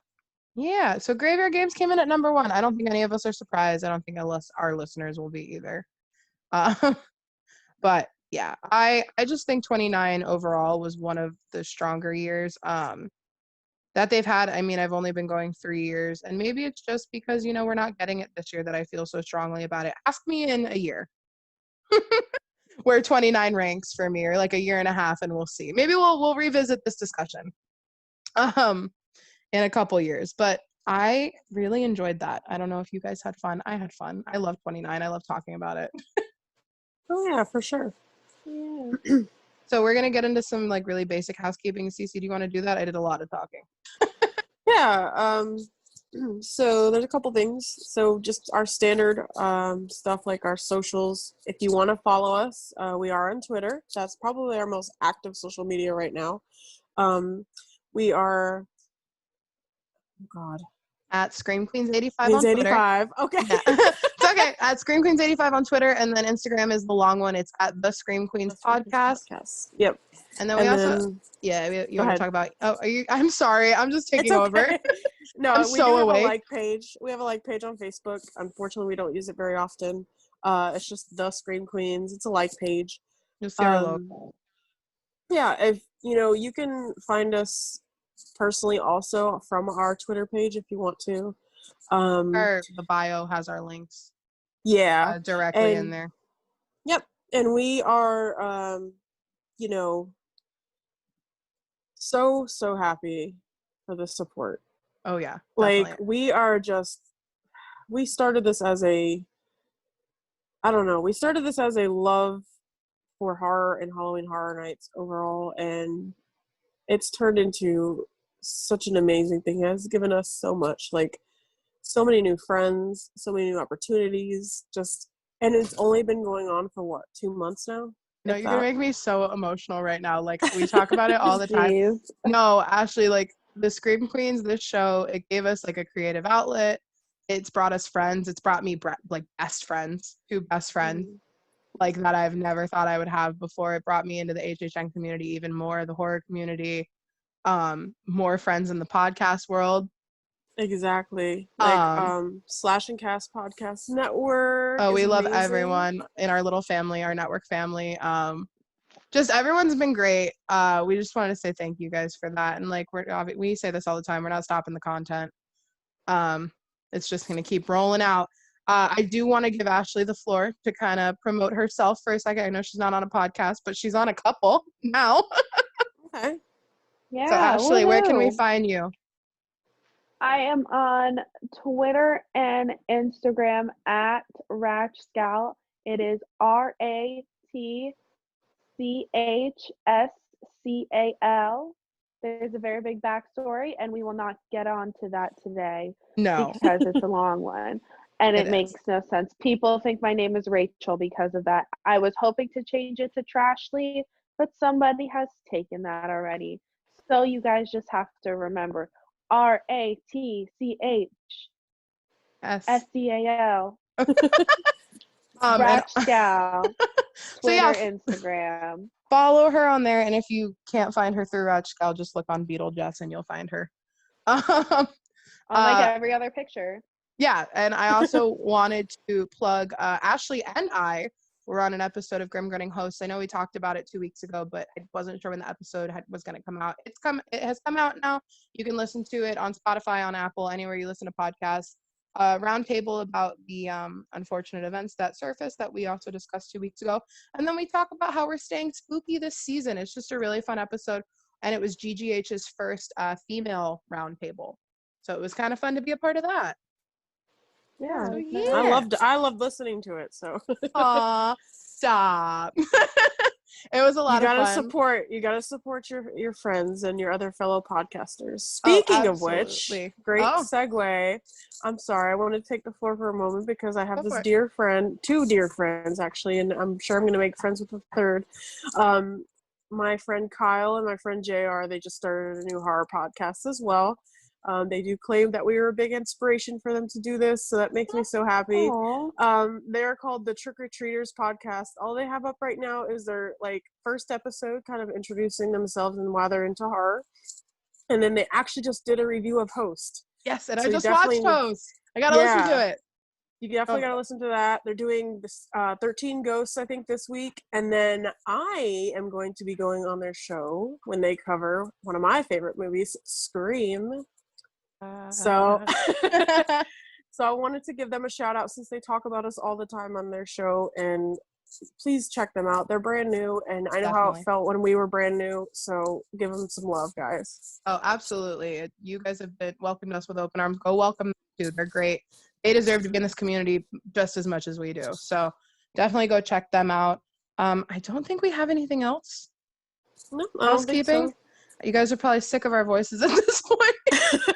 It's been a long show. I know. I just want to say thank you, Ashley, for coming on. I know we're losing you. You're getting tired. You have to work tomorrow, but we're very glad that you. My eyes are awake. My eyes are awake. My eyes are open. Good night. This poor girl. I know. Thanks for joining us. You'll be on again. We know you'll be on again. I know where you live. Cece, thank you so much as always. It has been a pleasure. Of course. And to everybody out there, stay spooky, right? Stay spooky, wear your fucking mask. There's no saving Halloween at this point, but fucking wear your mask. I'm sick of it. And wear your mask when you take pictures at the fucking theme parks. Oh my God. Wear it over your nose, you wear it over your fucking nose, too. I'm sorry. If you don't, then Jack the Clown is going to postpone the event again, and he's going to hide under your bed. And I'm going to come find you. If I have to wait another year for Beetlejuice, I'm going to come find your ass. And that's a promise. Oh God. All right, we should go to bed before this gets any worse. All right, guys, thank you so much for listening. We'll see y'all next week. Bye. Bye.